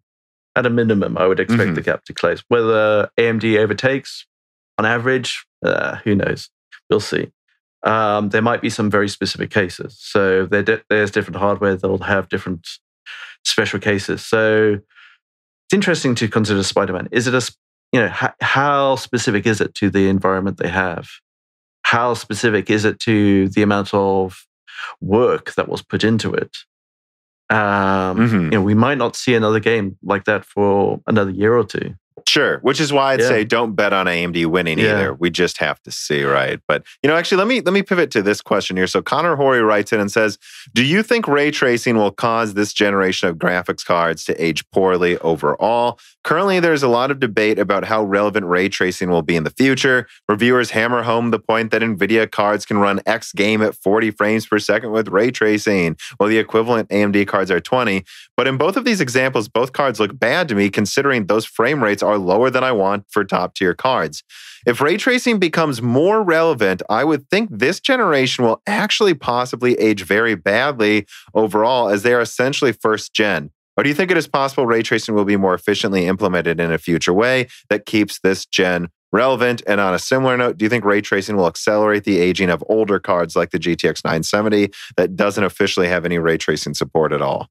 So to follow up on what I was saying just now, in that high-end graphics cards are a tiny minority of the market. That's still the case. If you're a games developer and you're saying, well, how many people actually have hardware ray tracing support on the PC? It's going to be low percentages for a long time. So if you're starting a game now, as we said earlier, to do ray tracing properly, you pretty much have to do it from the start. So if you're starting now, you might say, okay, 3 to 4 years from now, where's the market going to be? Well, you're probably able to assume quite a lot bigger install base than now, for sure, much bigger. So you would have some value, but you're still going to have quite a few cards that don't have ray tracing support or are relatively weak. So I think it's going to depend on a lot of factors. So how many games developers are actually doing that? Are they already planning to do it as like a default option almost, in terms of what they choose to implement and not, or are they going to leave it till later in the process or the development process? So I think games plan to come out, for example, 3 years from now. So like Pragmata is a game, or 2 to 3 years from now. So any game coming out 2023 or later, I think those games probably are planning with ray tracing from the ground up, right? But I think that any game over the next year, not any, some of them I'm sure put thought into it, but a lot of them will still have done it last minute. Yeah, I think for if you're a manager, if you're trying to make the decision, if you're trying to call whether to go all in on ray tracing or not now, it's a difficult choice, because how do you know, how is it actually going to be a payoff? It's not going to work for all games. Open world games, say set in bright sunlight, you're going to get dynamic shadows, that's about it. Maybe some reflections of water, that's about it. You're mostly outside in bright sunlight, single point source. You're not actually going to get that much payoff from ray tracing. You can maybe try. You could maybe say, okay, let's have lots of indoor scenes, or let's have lots of cases where the character is walking through sunlit woods and you have, beams of sunlight coming through and things like that. But is that going to enhance the game? Is that actually going to increase sales? And so it's going to be game dependent for sure. It's going to be, you might just say, okay, we're not going to take the risk. Let's actually stick to tried and trusted methods, and we'll see, and we'll wait and see on the next game. And that might be the entirely right bet if the software side isn't up to it. Sorry. The optimization. So you would have to make a prediction on how far optimization is going to go 3 years from now, for example. So if optimization gets you less than you expect, well, you might be a bit screwed, for example. But it's also whether you're targeting console predominantly or not. So if you're targeting console, you're going to have hardware ray tracing. Targeting PC, you're going to have to be a bit more careful, because although the top end cards might have sufficient capacity, the lower end cards might not. Although it depends what resolutions you're predicting people are going to run at as well. So there's a big move to 4K. Because you'd want to assume most people, right, with a decent card are going to want at least 1440p performance. I think that's the minimum pretty soon. Imagine that 4K monitors almost everyone buys 4K monitors from now on, and therefore they want to run their games in 4K. That puts a very different pressure on your games. You're going to need, that will tilt it more towards rasterization. Whereas if average gamers stay on low resolution monitors, then that will make it easier to do higher quality, effectively better quality pixels rather than more pixels. So that would make it easier to do ray tracing. You don't envy the choices that people are making, because you're trying to predict the future 3 to 4 years from now, and you only have so much control over it. Right, and then you're also kind of predicting how much you'll be able to get out of optimizing, and sometimes you get more than you'd expect.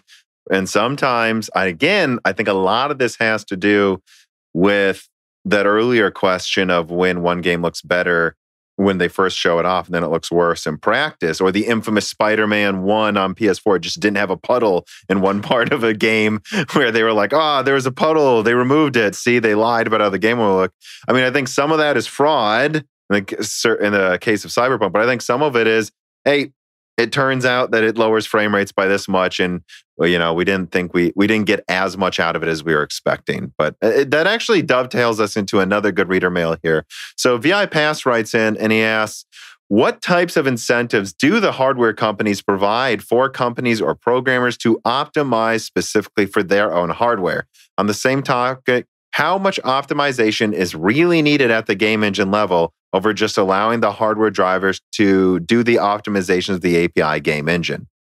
Yeah, I almost have this image in my head of some heavies with black suits turning up with a suitcase full of money and dumping it on your manager's desk. And I think that's what some people think goes on. Yeah.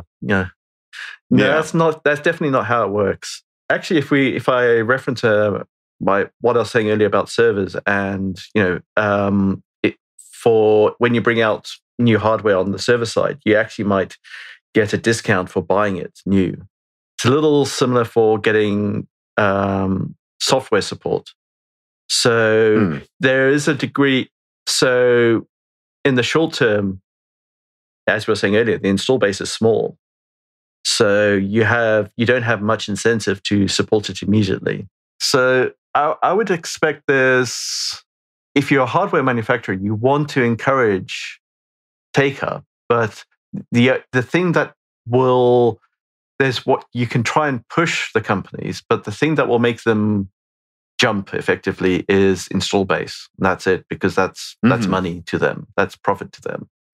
So in the short term, well, obviously good documentation, good examples, providing engineers to talk to. They can, if you're a game developer and you can talk to, someone from Nvidia, a proper engineer, not a marketing person, who can actually say, this sort of thing will actually work.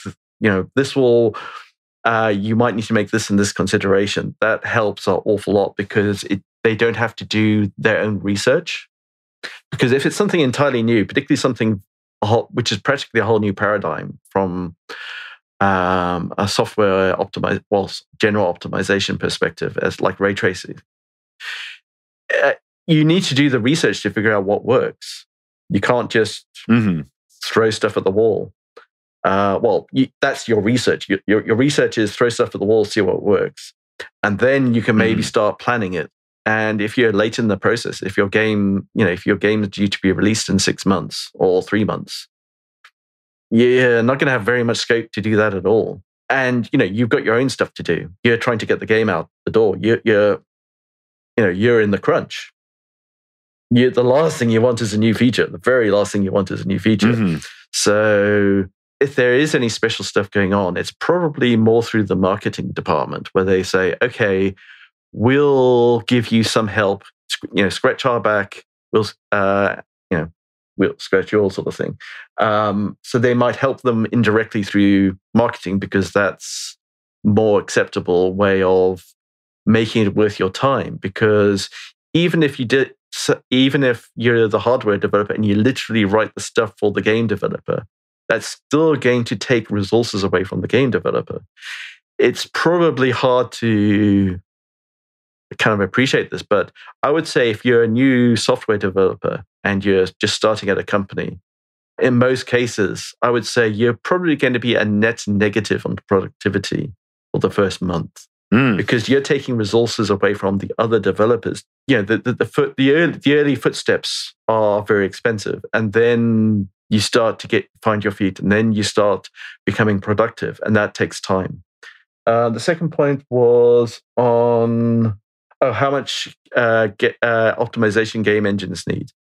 I don't know how far they really go, but I wouldn't be surprised if game engines like, say, Unreal, they kind of almost take over to a degree. I wouldn't be surprised. So although they are, in a sense, based on, if you're running on Windows, Unreal would be piggybacking on top of DirectX and to some degree the drivers. But I suspect what they're actually doing is just using a very select percentage, the bits they need that are unique to the platform and are for the most part bypassing DirectX and maybe even the drivers to some degree. Because, well, say you've got a new feature you want to do in your game engine, and it doesn't have DirectX support. Well, how are you going to implement that? Well, you're going to have to bypass DirectX. So, and that also means you're going to have to do your own optimization in the drivers. Which Unreal Engine 5 works on everything, right? They showed it on PS5. It works on Android and iPhones. It was designed to work on everything, right? That can run games. That means you're going to have a software fallback for everything. So even if So say a feature appears in DirectX before it appears in Unreal. In the short term, Unreal could say, okay, let's just piggyback off that and call it directly, and we'll only support it on this platform and only support it on this version of DirectX. But in longer term, they'll want to make it available everywhere. So they'll do their full implementation of it. And that will almost certainly entail going down to the GPU level if necessary, depending on what the driver does. It would depend, just what the things do and what level of flexibility they have. So it's quite common for APIs to be pluggable to some extent, like you can just rip out a little bit and put your own thing in. But that doesn't always work for optimization. So to get the maximum optimization out of the whole pipeline, you pretty much need to control the whole pipeline. So, so for example, if you want to be able to efficiently load textures in the background, well, that requires a lot of back and forth communication between your drivers, the GPU, and whatever's loading the textures. Because, for example, you would absolutely want to know, is this texture already being displayed? Because then you definitely can't remove it from your cache. It might be displayed, but in the far distance, so you only need it at a very small resolution. And so you actually have communication between the GPU saying, this is what I'm showing, and this is, and telling the game engine, I'm showing this. This is actually on screen. And that's part of the optimization process. Well, yeah, and I think what you're kind of getting to as well is that it's not always huge, but sometimes it is. Yeah. Like that example of, what was it, Horizon Zero Dawn, forest disappearing. Their Decima engine was built around GCN. And when new RDNA cards came out, forests were disappearing, right? Like, I guarantee it had something to do with that right there, right? Like that there was some trick they were doing that worked on GCN that they were optimizing that had problems on RDNA and even bigger problems on RDNA too. Having... I mean, just think about it, everyone listening. When you look at Vulkan, it tends to run way better on AMD, or at least it did for a while until Nvidia basically put a bunch of extra stuff in there for them. Like building an engine around a specific architecture, like when you see them show it and the first thing they showed on is this one device, that's a big deal that they designed it on that one device first, I think, right? Yeah. The more you spend time on one device, the more you're going to optimize it. So if you're a games developer and you say your reference system is Intel running Nvidia or... Yep. Unreal Engine 4, by the way. That is what they based things on, pretty much. Really? Okay. So I would have expected them to have a bit more... Intel at the very least, yeah. At least I've been told that one reason you see Intel still randomly get pretty giant wins in some games is because a lot of game engines have been built around Intel processors for the most part for a very long time. A lot of PC game engines. And if you're doing a lot of low-level optimization and you're benchmarking only one processor, then yeah, you can definitely go down that path. Zain Mukat writes in and says, what use cases will there be for PCIe 5.0 and 6.0 for both SSDs and graphics cards? Do you think developers will start to take advantage of them? Or do you think graphics cards will start to have only 4 lanes because they can't take advantage of all the bandwidth? Well, I think there's no chance of that.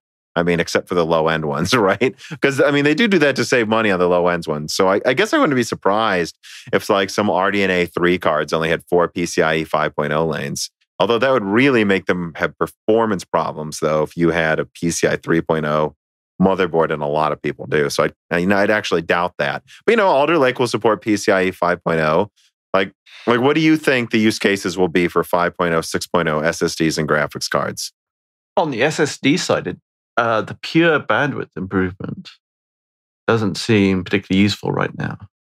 I think you probably want to focus more on, rather than peak bandwidth, you want to focus more on average bandwidth or in particular latency and general efficiency rather than just raw bandwidth. To some degree, brute forcing stuff can help, but there's other things. So, something that's come up, on the PS5, they talked about having this thing on the GPU that clears out caches on loading stuff. Yeah, there's a cache scrubber and a couple other things as well. Yeah, and that's basically something you have to do when you're doing DMA. And your modern CPU will have efficient support for DMA because that's been around a long time. But that's starting to be added to GPUs now, and they're starting to need better optimization for that. So in some ways, AMD could almost go copy paste from the x86 to the GPU in terms of, the cache optimization, cache support for that. But it's a little bit more complicated than that because, that extra feature has an extra cost. So you're kind of like trying to do it at the last minute. I actually looked through the RDNA 2 instruction set, and I noticed they had things for clearing the whole cache, but I couldn't see anything for very selective cache clearing. So that does seem to be PS5 specific. Well, and I would remind everybody, even though some people make fun of me, I'm telling everyone listening, I have multiple sources saying the PS5 has features that won't be implemented on desktop till RDNA 3. I'm not kidding when I say that. And so now you've looked at this and you seem to see something above that as well. It's not a joke. There's some things in the PS5 that aren't on desktop RDNA 2, nor the Series X's architecture. And that specific example, they might just copy it from the PS5, or like what I said earlier, actually copy it from their own x86 cores, because they would have that support already.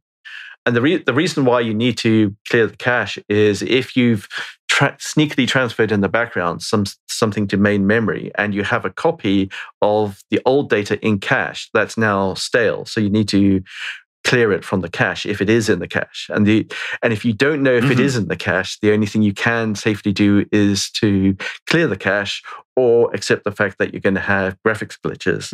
Yeah, I'm not going to promise which way AMD are going to implement it in the RDNA 3, but one of those two would be very likely. And you can, Nvidia are doing similar things, I would imagine. Well, let's move on with this to some of the kind of the final things I want to talk about, because we've been going on for a while here. I kind of want to transition into future hardware discussions. So I suppose we already are with me bringing up PCIe 5.0, but let me bring up this reader mail here. So Tobmach writes in and says, because of the very slow start of populating the market with RTX 3000 series, does it mean that the launch of the RTX 4000 series will likely be postponed by a year extra into the future? I would say I don't know that necessarily suggests that, but how would you answer that question? Pretty much the same. Projects are to some degree independent. So there's overlap in the development cycle. So, the successor to Ampere started development well before Ampere even taped out, probably most likely, or at least the early development stages of it. So they would have had a reasonable target frame for it. And things like production is very different to design. So design is effectively, as Ampere finished the design phase, all those engineers would probably shift to the next gen project. So you probably have, like, for the next gen, you would start with a small team. They would scope it out, decide, the top level objectives, top level architecture, and then as your engineers come off the previous project, you allocate them to work on the new project, and that's just development. That's completely separate to production. And there's very few companies who would ever go, we can wait a bit longer on releasing a product. I mean, imagine this. Imagine the following scenario. Ampere got delayed 3 to 4 months, or in terms of when it was released, or at least one way or another, RDNA 2 came out first, was reviewed first. Imagine that actually happened. How big of an impact would that have had on perceptions on the cards, at least in the short term?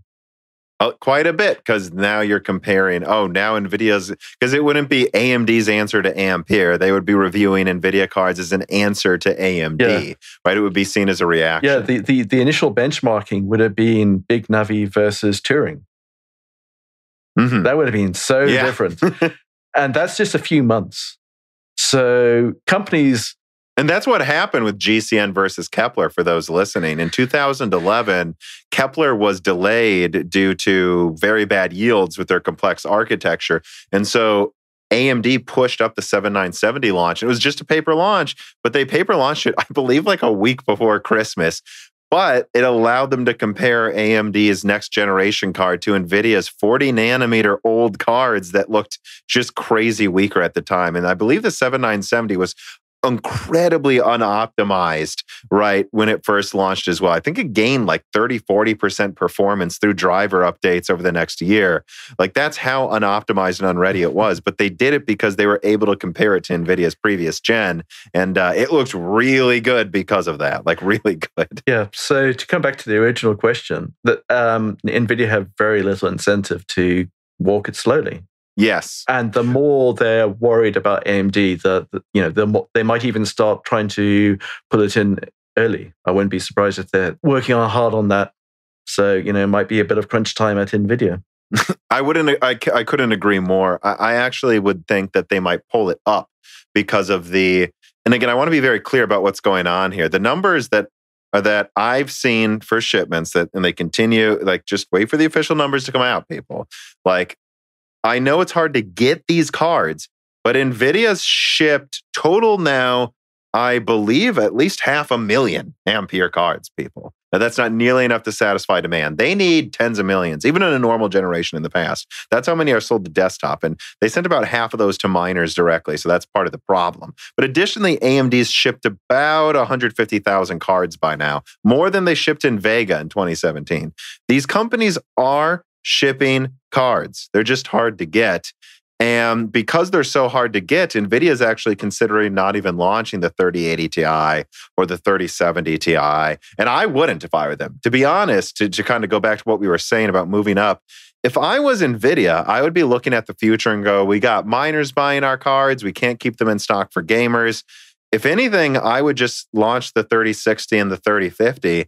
And then that's all I would launch from Ampere. You have the 3090, 8070, 6050. And if you can see where I'm going with this, I wouldn't launch any other cards, any other high VRAM models. I would just launch those 5 cards and then move up an Ampere refresh with more VRAM and call it the RTX 4000 series at the end of 2021. Yeah, at the end of this year. Like, if anything, I think there's more incentive for them to do a sooner launch because they're probably not going to be able to keep up with demand all year. So they might as well just not launch any new products to fill out the Ampere lineup and just do an entire refresh with the new generation. That's, maybe only 30% better, but who cares, at the end of this year. That's what I think. That would certainly be one option. And if NVIDIA's original plans was to have a 2-year gap, they might suddenly go, we need something to go in the middle. Or actually, they probably always had the option. So they might have had a speculative project that they would go, okay, we'll do this project, and if we need it, we'll continue it, and otherwise we'll can it.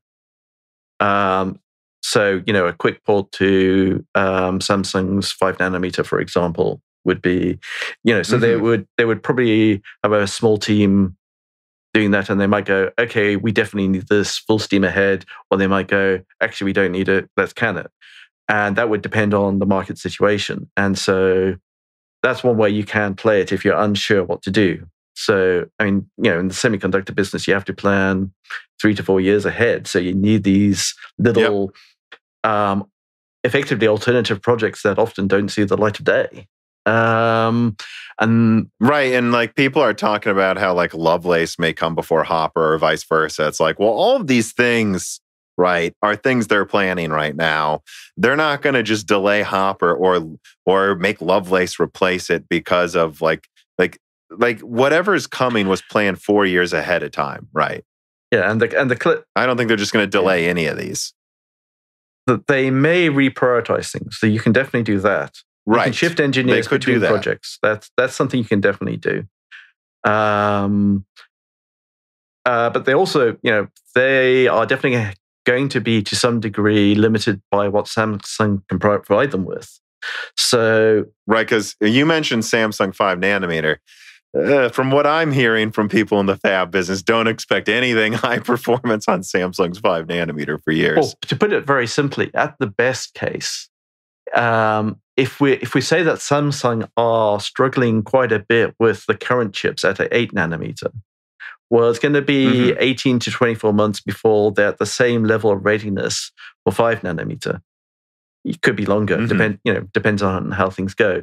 So it would probably be easier for NVIDIA to start with something smaller. or should we say safer, more predictable. Like they know if they launch a more mature 8 nanometer generation that's better optimized with different VRAM amounts, maybe with like better yields that they can get maybe another 20% performance if they use the full die out of GA102. There's a real incentive to just plan on releasing that at the end of 2021 and say, hey, we doubled the VRAM and it's 20% better.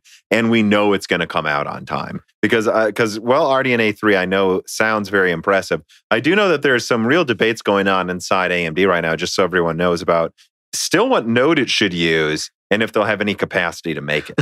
Right. So if I was NVIDIA, I would just bet on having something 20% better that we know we can launch on time. Yeah. So, yeah, if you're in NVIDIA, you might say, okay, rather than going for maximum performance, let's target good yields, good availability, get something that's a step ahead of where AMD is now, put some clear water between us. Mm-hmm. And then that will give us some breathing room. We can then spend more time the real upgrade. AMD,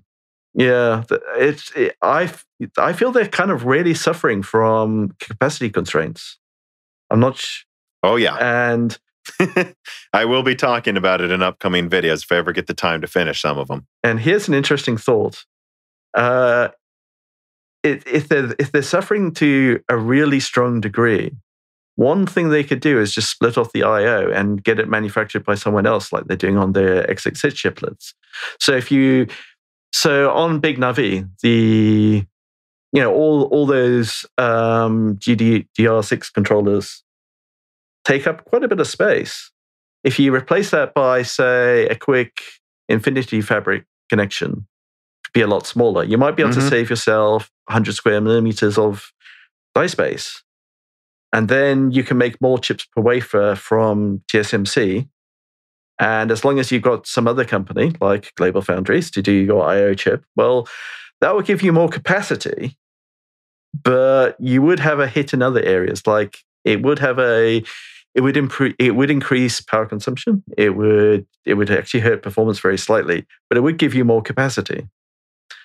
So yeah, there's some weird things when you consider the economics of the situation and supply constraints. Well, that's something you talked about too in an article I know you're writing, maybe for the website, is that NVIDIA has this war chest of money to do all of these designs for all of these dies, whether you like it or not. I don't remember the exact numbers. It's tens of millions of dollars per die design. Like it is a lot of money, right? I don't remember. I think it was up to like $100 million easily now. Is what I've been told from the last guest I had on. Yeah. And with that in mind, NVIDIA easily has the money to look at Pascal, Turing.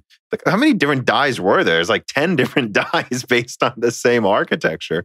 Whereas AMD, when they were not that cache rich, CASH, not CACHE, cache. It's a very bad joke for some fans. When AMD wasn't very cache rich, they just had Polaris and Vega. They had 2 dies, and I guess there were a couple Polaris dies, but they had way less.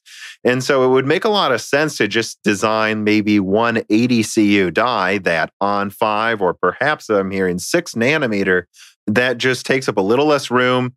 And because you remove the I/O, maybe one 6 or 5 nanometer die, I don't know, that's like 300 millimeters squared, and then you can just boom, boom, put 2 of those or 3 of those next to one I/O die that's made at TSMC. I mean, not at TSMC, but at GlobalFoundries or something, because they've got to do something to split up capacity, and they don't have a lot of design money for designing tons of dies. So if they could just have one 80 CU die that they cut down and mix and match, that would actually be really advantageous for a company like them.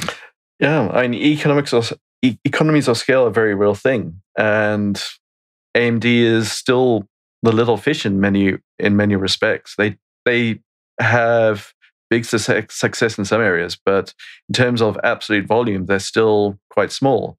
And the higher volume you have, the easier you can support more chips that are specialized, because you can effectively recover your very heavy fixed costs across more chips, and that's the advantage NVIDIA has. I mean, if we consider a kind of very theoretical scenario where Nvidia just had graphics and that AMD just had graphics, and they had exact same quality products, across the board, Nvidia would have, because they had the bigger market share, they would have the better economies of scale. They would be able to, mess with AMD by going into a price war, and AMD wouldn't. It's in this scenario, AMD would struggle to survive, but that's going to be a lot harder for Nvidia because AMD is making money on x86 as well. So.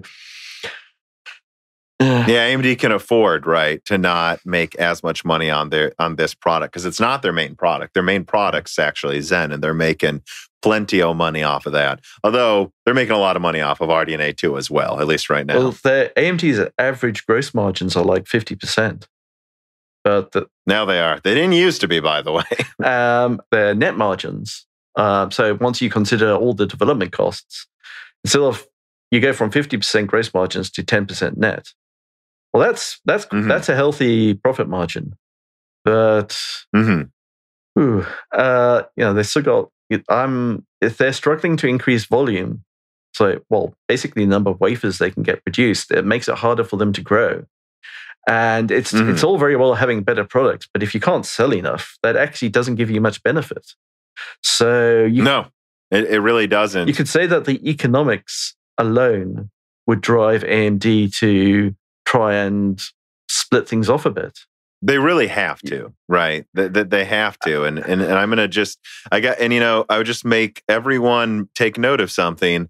When you look at the roadmaps for Zen, they show 5 nanometer for Zen 4 pretty confidently. And then you look at RDNA 3 and they just says advanced node. That is because Zen comes first, as I'm going to explain in some videos, and that AMD is prioritizing Zen for sure over RDNA on who gets the best node. And also just because there's this consideration of, do we really want them both, fighting for the same wafers? Yeah. I mean, you have to wonder, would AMD actually be better off in just paying more and getting more wafers, or would they be better off trying to keep their existing prices? That's the truth. People keep saying, well, it's too expensive. It's like, well, they keep flying off the shelves, guys. So it's literally not too expensive because people keep buying. Right. Well, should AMD pay TSMC more for more capacity? Right now, it makes sense. But if you start a new wafer, if AMD go today and tell TSMC double the number of wafers, that doesn't actually come off the line for like 3 months. It doesn't start to go to consumers for 4 months from there. So you have to be looking that far ahead. So right now it might be. And Sony's bidding and Microsoft are bidding with AMD for their consoles as well. And the thing with these consoles is they know each one's going to sell, and they know people will keep buying the same console for 5 years. Unlike these graphics cards, where if they overproduce them, well, we made too many, right? Yeah. And you have to be careful because, well, I don't think AMD is going to have this problem, but other chip companies might order too much and assume current demand will sustain. But if you're having a big upgrade rush now, it almost certainly means a year from now you might get the opposite, or at least you would think so, because who's going to be, if you upgraded a year ago, are you going to upgrade again? Really? I mean, some people will, but most people won't. So if you solve the capacity problem for the next generation and then make a ton of them, maybe you'll make a ton less money because a lot of people just fought to upgrade this gen, right? Yeah. You could run out of cash very easily if you don't think ahead. I mean, but like I said, I don't think AMD is going to have that problem. But other companies might do. I mean, if you're in the memory business or various other things that are lower profit margin, you might be very careful. And that's possibly why this supply problem is sustaining so long, is that they know that they're unsure how long it's going to last for. The longer it lasts for, and if they can build up some money, they might go, okay, let's go for revenue now, and let's focus less on profits and more on revenue and growth, because lots of companies like to show that they're growing, even sometimes at the expense of profits. But, it's very, the global environment is very unpredictable. Who knows where we're going to be by the end of the year? And So Evan Froelich, I think I want to continue this conversation with this though. So Evan Froelich writes in and he says, my question is about speed, or with AMD seemingly being hell-bent on almost Apple rates of product launches, combined with the fact that they don't seem to be slowing down their progress, well, it got me thinking about Lovelace from Nvidia and how it seemingly came to be after Hopper was floating around, but is rumored to come before now. Is this Nvidia's hand being forced to follow AMD's lead when it comes to smaller but more consistent product refreshes, much like how iPhones are released? Do you think that's what Intel is also doing with Rocket Lake being followed by Alder Lake only 6 to 8 months apart? Is this change in product cadence sustainable? So actually, I want to answer part of this first. Well, Rocket Lake was supposed to come out in January, but it had power issues. So that's why it's coming out so close to Alder Lake. And then Alder Lake's also being moved up as much as possible in Q3 because it's the first time Intel may be competitive with AMD CPUs in years. So they need Alder Lake out as soon as possible. But I'll answer that part. Like, what would you say to this release schedule and Nvidia and AMD competing with each other? Well, since you mentioned Alder Lake, I had a thought on that. Would you say that realistically, rather than what Intel's marketing would say, that Alder Lake is actually more targeted at the high end? With DDR5 support, it's going to be perhaps more of a premium product, at least in the short term, compared to Rocket Lake. And so then, well, if you ask Intel's marketing, all of their products are the best, most premium of course. products you could ever have. Don't pay attention to those benchmarks, by the way. Intel's marketing wants you to know that these aren't real-world benchmarks, and also real-world benchmarks are now not good either, that you should just listen to them. So I would actually say that, and I mean it as a joke, but I'm also not joking. Consistently what I hear more and more from people at Intel is that the marketing department is completely drunk and doesn't understand what a CPU even is. So I think let's just leave that at that, whatever Intel's marketing's doing, because from what I'm hearing about Rocket Lake, it's going to slot into the same price slots of Comet Lake. So they're going to take that 8-core and try to charge 500 or more. They're going to take another 8-core, try to charge 400 or more. They're going to try to keep the same price points and slot in their products in the same place. And then the same goes for Alder Lake. So is Alder Lake a more high-end product? Yeah, I think so. Obviously, I think it has a real chance of competing well with Zen 3 or even possibly competing well with Zen 3 Plus.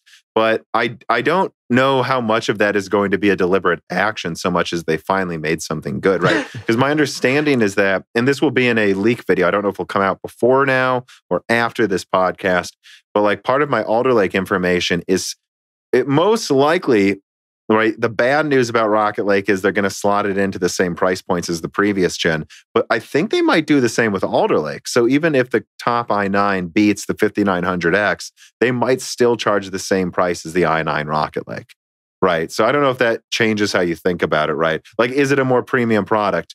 Yes, but from what I'm hearing, most motherboards might still use DDR4, by the way.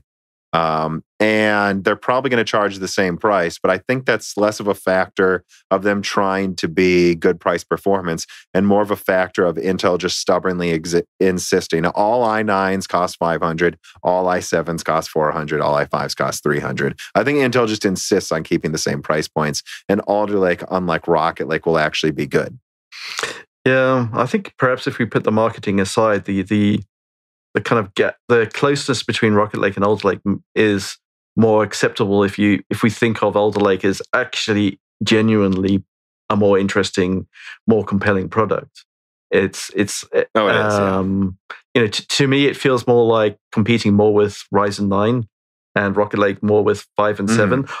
If we ignore what marketing and the pricing, that feels closer to what it really is. So Apple, yeah, I think a lot of people would like to be able to do what Apple is doing, but they can just buy their way to a large degree. And but I think they've also it helps a lot that Apple are vertically integrated, so they don't have to persuade other people to package some chip in another system. They are producing the whole system. So they don't have, they can go, okay, we have this chip that's going to go on this circuit board, that's going to go in this device. and they can plan that all as one thing. And they can unless TSMC completely screw up in terms of yields, they can probably accept some variation in yields and things like that. They can. I mean, they probably don't want to, but they probably would not be happy if showing a huge shift in profitability. But they can probably absorb some of it, or maybe the way the pricing agreements work with TSMC kind of disguises that. But if you completely arrange your whole product design around that cadence, you can probably do it. Well, Apple obviously do it, but could AMD do it? Well, they do it to a little degree, but I think they're being a little bit more careful with where they're trying to target growth. So that whichever chip they're prioritizing, they kind of decide, okay, we think we need the biggest benefit here now, because they're targeting quite a few different sorts of markets. So Apple is very much consumer, whereas AMD, they have a lot of professional buyers. That's a very different sort of market to consumer buyers. And they have x86, they have GPUs, they have FPGAs now, and they all have different priorities. And from AMD's point of view, it's what will give us the best return on an investment, particularly considering their size. If they knew they could dominate the market safely, then you can effectively organize your whole development process around that cadence. And I think they would like to be able to, but it's just where they are right now, it's less practical. Although there does feel to be a bit of a kind of rush hour in terms of AMD's products. Yes. Well, I don't think they want to screw around anymore. And I think they've even publicly said in some interviews that, no, they really do want to have a big product launch every 6 months, whether it's Radeon or Ryzen, and this is something discussed with, I think, Daniel Nenny, and one of the I should say one of the best, I think, Broken Silicon episodes, where Apple really changed the mentality of a lot of silicon companies, including TSMC, where they said, you know what, we don't want you to double performance of every node. We just want a new node every year, right? So if the new node is only 10% better, fine. Just do what you can actually do. And that mentality has allowed TSMC to almost restart Moore's Law for themselves, whereas everyone else is scrambling. And I think that was really wise, because iPhones can come out every year, and even if they're only 20% better, they've got a new one. They're not waiting 2 to 3 years like some of these graphics companies. And I would imagine AMD, now that they basically are a wing of TSMC, you could argue, that they're realizing that they just need to get RDNA 3 out whenever it's ready on a newish node, right? And that they just need to have a new product launch every 12 to 24 months for both Ryzen and RDNA, because there is always a way to increase performance by 20% or more about every year. And if you can do that, you should just do that. And I think Nvidia is probably realizing that as well. Yeah. In AMD's case, it feels like the early 7-nanometer products were more, slightly exploratory. You're moving to a new node. Initially, you would probably be a bit more conservative. So now they're optimizing it. So now AMD know exactly how to get the best out of TSMC's 7-nanometer, and they've got that. They've gone through that optimization step, and now it's a lot more cost efficient, or you get a better return on investment to do your products now that you've got that learning through. So when we get to what's after 7-nanometer, well, most of the talks around 5, but there's these weird talks about 6 as well. But the early 5-nanometer stuff, or whatever's next, will be more exploratory. So and then we'll probably get a similar rush hour 2 years from now at 5 nanometer. I wouldn't be surprised. Well, AMD's bought up a lot of capacity, as I explained in one of my videos last year, for 5 nanometer. Starting this summer, they're making a lot of something, right? Right. So AMD will be using it for something, but I would just assume a lot of that early stuff is going to be for some sort of APUs, maybe a Zen 3 Plus, and also early testing for Zen 4. And that clearly the priority will be on that. And if push comes to shove for AMD, like if the question is, are we sure 5 nanometers ready yet for big dies? They'll just choose 6 nanometer for RDNA 3, just to be safe and to allow Zen 4 to not have to fight for capacity. And I imagine Nvidia will do the same. Like they're less likely to just choose 5 nanometer for Samsung. I think they're more likely to choose 7 nanometer from Samsung, or just make one die on TSMC and the majority of the lineup on Samsung 8 nanometer again. I think safe is better though, because you don't want one of your competitors releasing something months before you, because they can't sleep anymore. I mean, Nvidia wasn't sleeping at the wheel, but I think they were definitely more relaxed during the Pascal and Turing days. And I don't think they can afford to be relaxed anymore. I think Nvidia realizes they need big, or at least reliable increases every year, or they will fall behind AMD, because AMD is not screwing around. And AMD is certainly getting mind share. Although if they're Zen has done wonders for their mind share. It's obviously all right. Very much at the high end. I mean, Hardware Unbox, they showed some statistics on what buyers have been doing, and there was an immense shift at the high end. Went from dominated by Intel to dominated by AMD in 1 year, and that's amazing. The tech-savvy PC buyer has definitely shifted. But if AMD are capacity constrained, maybe Nvidia won't have to worry so much. That could be a weird consideration. They might say, well, actually, we don't have to be so desperate. But we shall see. Again, right? Samsung's 8 nanometer is good enough. I think they could afford to make GA102 at a version of it. It wouldn't be literally the same, but a version of it on TSMC 6 or 5 nanometer. Well, probably not 5, but 6 or 7 nanometer. And then also make it on Samsung 8 nanometer and just cut down that version more, call that the 4070 or something. And they can afford to have this split capacity. They have the money to pay for all of those die designs that AMD doesn't. So that is just a natural advantage. I don't think people will care if they release one new version of GA102 on TSMC and it's like 30-40% better, and they just call that the RTX 4080 and 4090, and then they just make the same die on Samsung again, but it's maybe more tamed and less power hungry versions that are cut down. And they can most people buy below the 4080, and they can just have as much capacity at Samsung as they want. Well, not as much as they want, but you know what I mean, right? Yeah, but I'm not. Well, I can understand why they might want to do what you're suggesting, but unless they started planning for that, like 2 years ago, that's not going to happen anytime soon. It's just not possible. The timelines are just too long. Which there is some evidence they have, right? But it's just evidence, unless they have planned for that.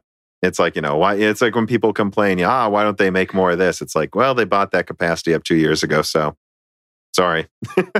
Well, I think that pretty much does it for that part of the discussion, though.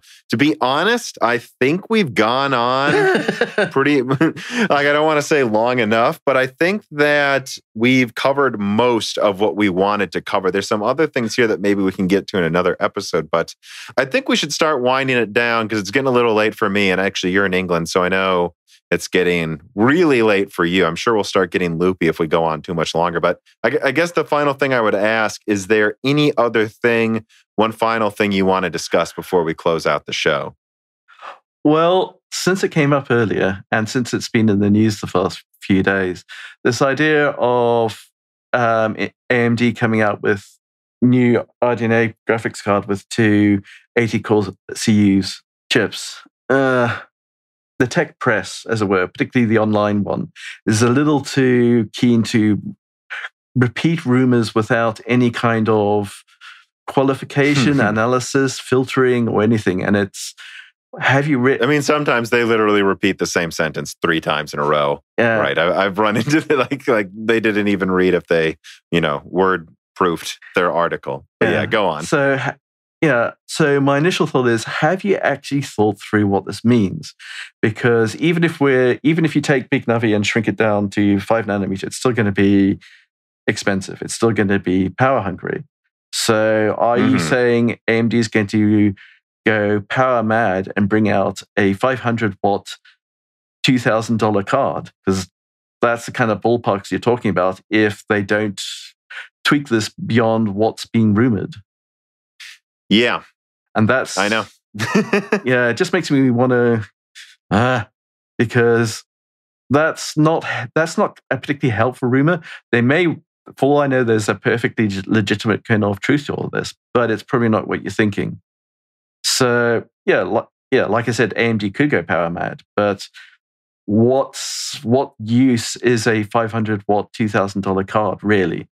I mean, you could sell it to games developers and say, this is our, Well, for AI stuff, right? And, like, it would be useful in data centers and for developers, right? Who are already happy to buy 400-watt cards. Well, for data centers... And maybe they just clock it a little lower, right? Maybe they just say, well, it's 80 CUs, but we clocked it lower. Yeah. Right, which I don't think 5 nanometer is supposed to bring higher clock speeds, really. If anything, it might bring lower. Well, the TSMC said you can either have a small increase in clock speeds or you can have a reasonable decrease in power consumption. Mm-hmm. So if AMD did go down this path, well, one way on it would be a little strange for them to just go, like I said, power mad. But if we start thinking, well, what is more reasonable? Well, let's say they have a 80 CU product on 5 nanometer, one way or another, just theoretically. Well, you would have that as a high-end card, and then if you want some kind of Halo product, you could do one with 2 chips. Well, okay, what could that realistically be like? Well, if you don't want a massive price gap, what you could do is you could take your 80 CU die, but you take the ones which only yield 60 CUs, and so you have 120 CUs that are active, and that would reduce your costs and it would reduce your power consumption. Now you've got something quite a bit more reasonable. I mean, you can still sell it as a Halo product, but it actually makes some kind of commercial sense, unless AMD just want to really stick it to Nvidia, and that doesn't really feel like their style. Which I would say maybe. Yeah, it would feel like a change in approach to AMD to me, for them to do that. They haven't really... Well, I will say this, to play devil's advocate for if they would. Everything I've heard in the background is AMD was never planning to really compete in the high end with Nvidia Ampere. It's just Ampere is about 10% weaker than they thought, and RDNA 2 is 10% stronger. It turned out well. So they're like, let's do it. Let's go for it. But they were always intending for RDNA 3 to be their try for the crown. So that's the one thing I will say is they are going for the crown with RDNA 3. Make no mistake, they're trying to win this time. And so it wouldn't surprise me if, but then also with what you say, I mean, they might just disable the 8 least efficient CUs on the die, and so they can keep the highest clocking ones that use the least amount of energy. And it's like, okay, so what? You're really taking 180 watt?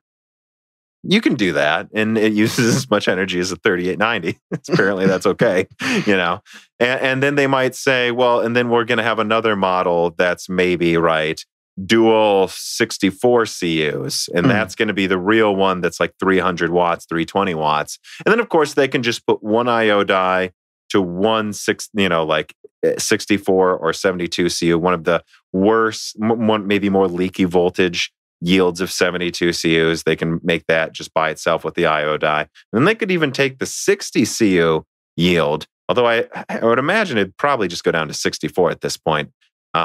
They take the 64 CU yields, and they could even pair it with, instead of, a 384-bit IO die, they pair it with a 256-bit IO die. Now they can save more money on RAM too. And then they could take that 256-bit IO die and also use it with a 40 CU, you know what I'm saying, and slower RAM. So there's a lot they can do with mixing and matching by having this, I think. And you could imagine, they could have just 2 IO dies, a 256-bit one, or maybe a 192-bit one, honestly, and a 384-bit one, and then a 40 CU die and an 80 CU die, and just mix and match those into 10 different cards.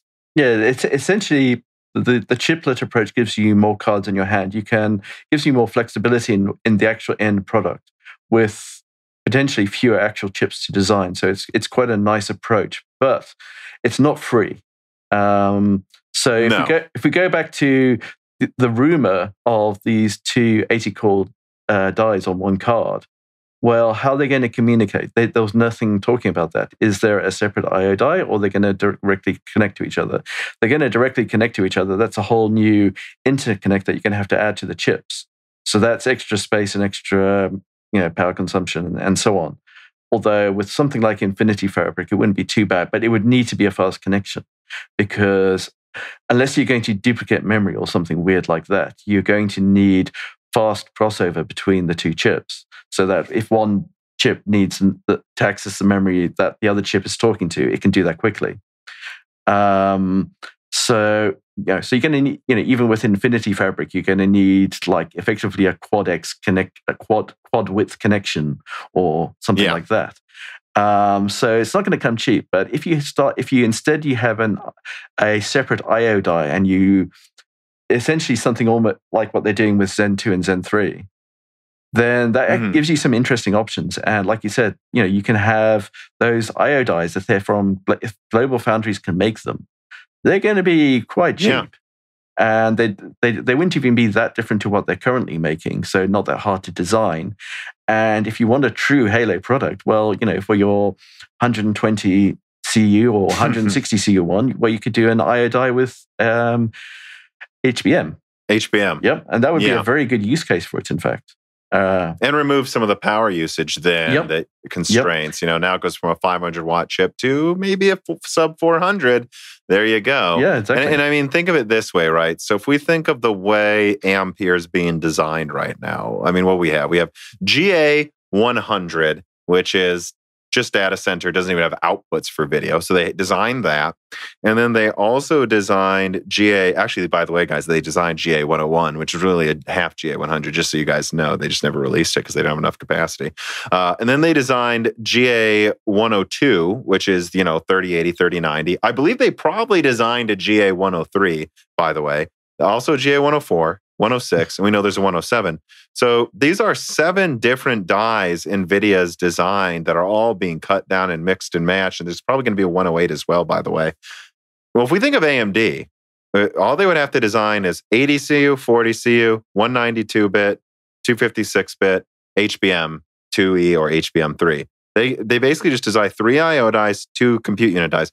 And they're designing half as many dies, which is good for them because they don't have as much money as NVIDIA. And yet they can compete with NVIDIA's entire product stack. Even if there's a performance penalty, I think it's probably worth it to be able to do that if they can get it working. And that's another thing I would emphasize. AMD's been trying to get this working with GPUs for years. It's just not until RDNA 3 that I believe they've completely figured it out. Right? It's a lot harder to do multi-die and have the OS see it as one card than it is with a CPU that basically already is capable of doing that. I think having a central I/O makes that a lot easier. You then the CPU is only talking to one thing. You have a symmetric memory system, which makes the software side easier. We saw AMD go through more than one iteration of multi-chip stuff already. So the original EPYC was essentially 2x2. Which seems to be what Intel have been trying to do with their Xe stuff. And so AMD has already shifted away from that. So you could say that AMD have given up on that, but Intel is still trying. So and I believe that's what they're doing with Sapphire Rapids as well, by the way. So you could say, well, if we go by what's actually successful in the market, what AMD have done with Zen 2 and Zen 3 is currently seems to be the only successful path. So seeing something very similar, different in some ways, I'm sure, but something similar on the GPU side would make a lot of sense. And the cost to bring a new chip to market, even if it's a tiny variation of something you had before, is a lot. And I think a lot more than most people realize. Hundreds of millions potentially, depending on the size, just to do a small variation. And this, eliminates a lot of the problems that they've had to deal with RDNA 2's launches, where they're like, well, we're selling as many RDNA 2s as we can make. They have big old profit margins.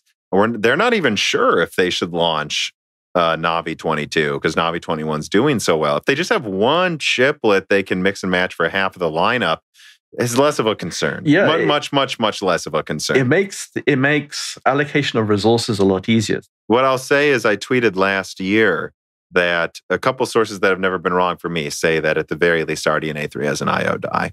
So that's at least something. And I believe the same is true of CDNA too. So this is months ago. Who knows if because let us keep in mind that what I'm saying, I'm not kidding when I say AMD's been trying to get this work with RDNA 1 and RDNA 2, and it just didn't work, guys. I'm telling you, they were trying to. So that's the only caveat I would say is they couldn't get it working for RDNA 1 and RDNA 2.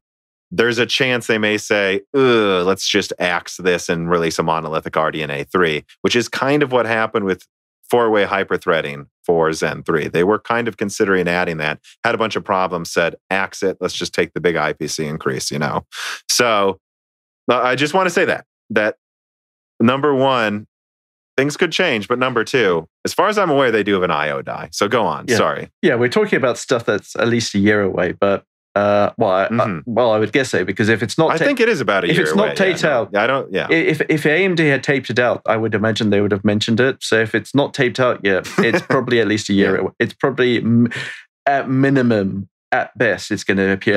At a minimum, it's a year away, or they would have to announce they're taping it out in 2 months. Within 2 months, which I don't think they will. So going back, the pure economics of it makes chiplets a smart move. It just gives you some nice flexibility. It reduces your fixed costs. It gives you more financial room to maneuver, and it also makes product delivery easier, because if you've got fewer different chip variations to ramp, it just makes life easier. And so they could bring out when we get to RDNA 3 and they have a whole load of cards available, they might go, well, the demand for these cards are particularly high. Okay, let's shift our chiplets to there, and we'll maybe let these other products, which the demand's not so high, they can just get less. But if you're physically making different calls for different products, different chips for different products, then you have to plan that 6 months in advance at minimum. The timelines are just completely different. But if you can go, today we'll put these chiplets in this card, which is low end, and today we'll put these chiplets in this card, which is high end. You can do that, within a month, or you can even lead it up to your AIBs. That's another possibility, and you just give the AIBs more options, which will probably make them happy and more likely to support you, for example. Right. And if you look at Zen 3, for example, if for some reason Rocket Lake i5s and i7s are performing far better than expected, let's say they do crush everything in AMD's mid-range, they can launch a 5700X, 5750X within a month. They don't have to design some new die or cut something. It's just literally it's just sitting there. They if they want to release a cheaper version of the 12 core, they can do that. There's a lot of flexibility in having this chiplet design that, guys, they've been trying to get into graphics cards. It just hasn't been easy. And if you think about it, the IO die is key, and probably the Infinity cache, and then the Zen 3 things they learned from Zen 3 and its cache enhancements are probably key to what's going to make it possible with RDNA 3. They probably tried kind of a more NUMA system with what we saw with Zen 1, with RDNA 1. It just didn't work. They needed an IO die with lots of cache is probably what they needed to make this work. Yeah, the Infinity caches sounds weird, but it was a big surprise to me. If you'd asked me a year ago if I would have expected that, I would have said no. Me too. I got in arguments with a lot of sources that kept insisting 256-bit around late summer last year. And I was like, really? Really 256-bit? Really, this is at least as strong as a 3080? Really?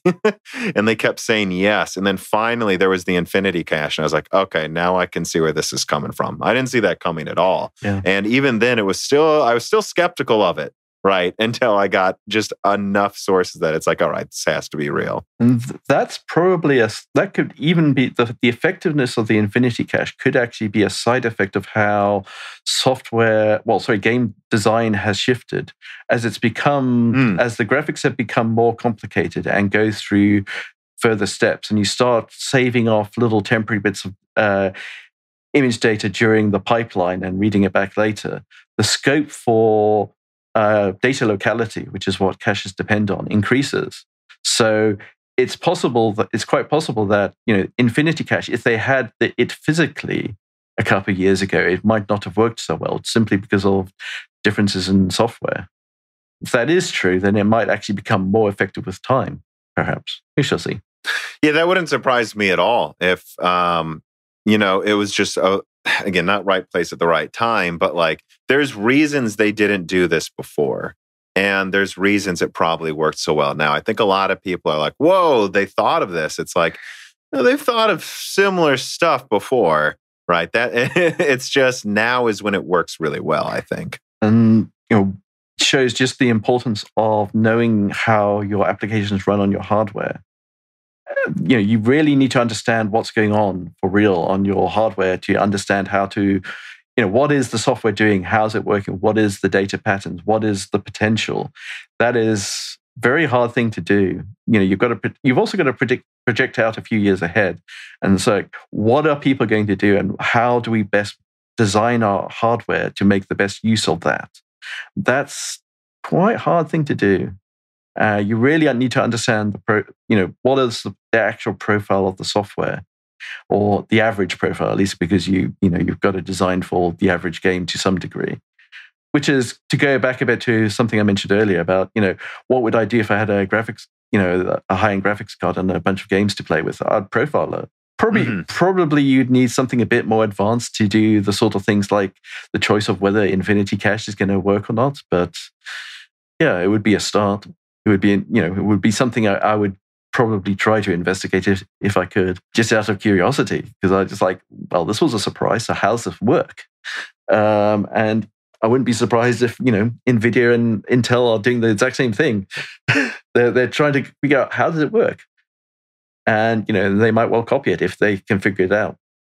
Yeah, I mean, just for an example for Intel, I believe Lakefield was that, like testing exactly where to go with how to section up the Alder Lake organization with hyper-threading on big cores combined with little cores. I've been told they might even market that as hybrid threading.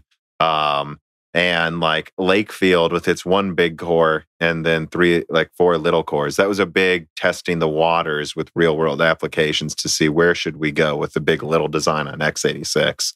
There's a lot of products like that too, I imagine, as well.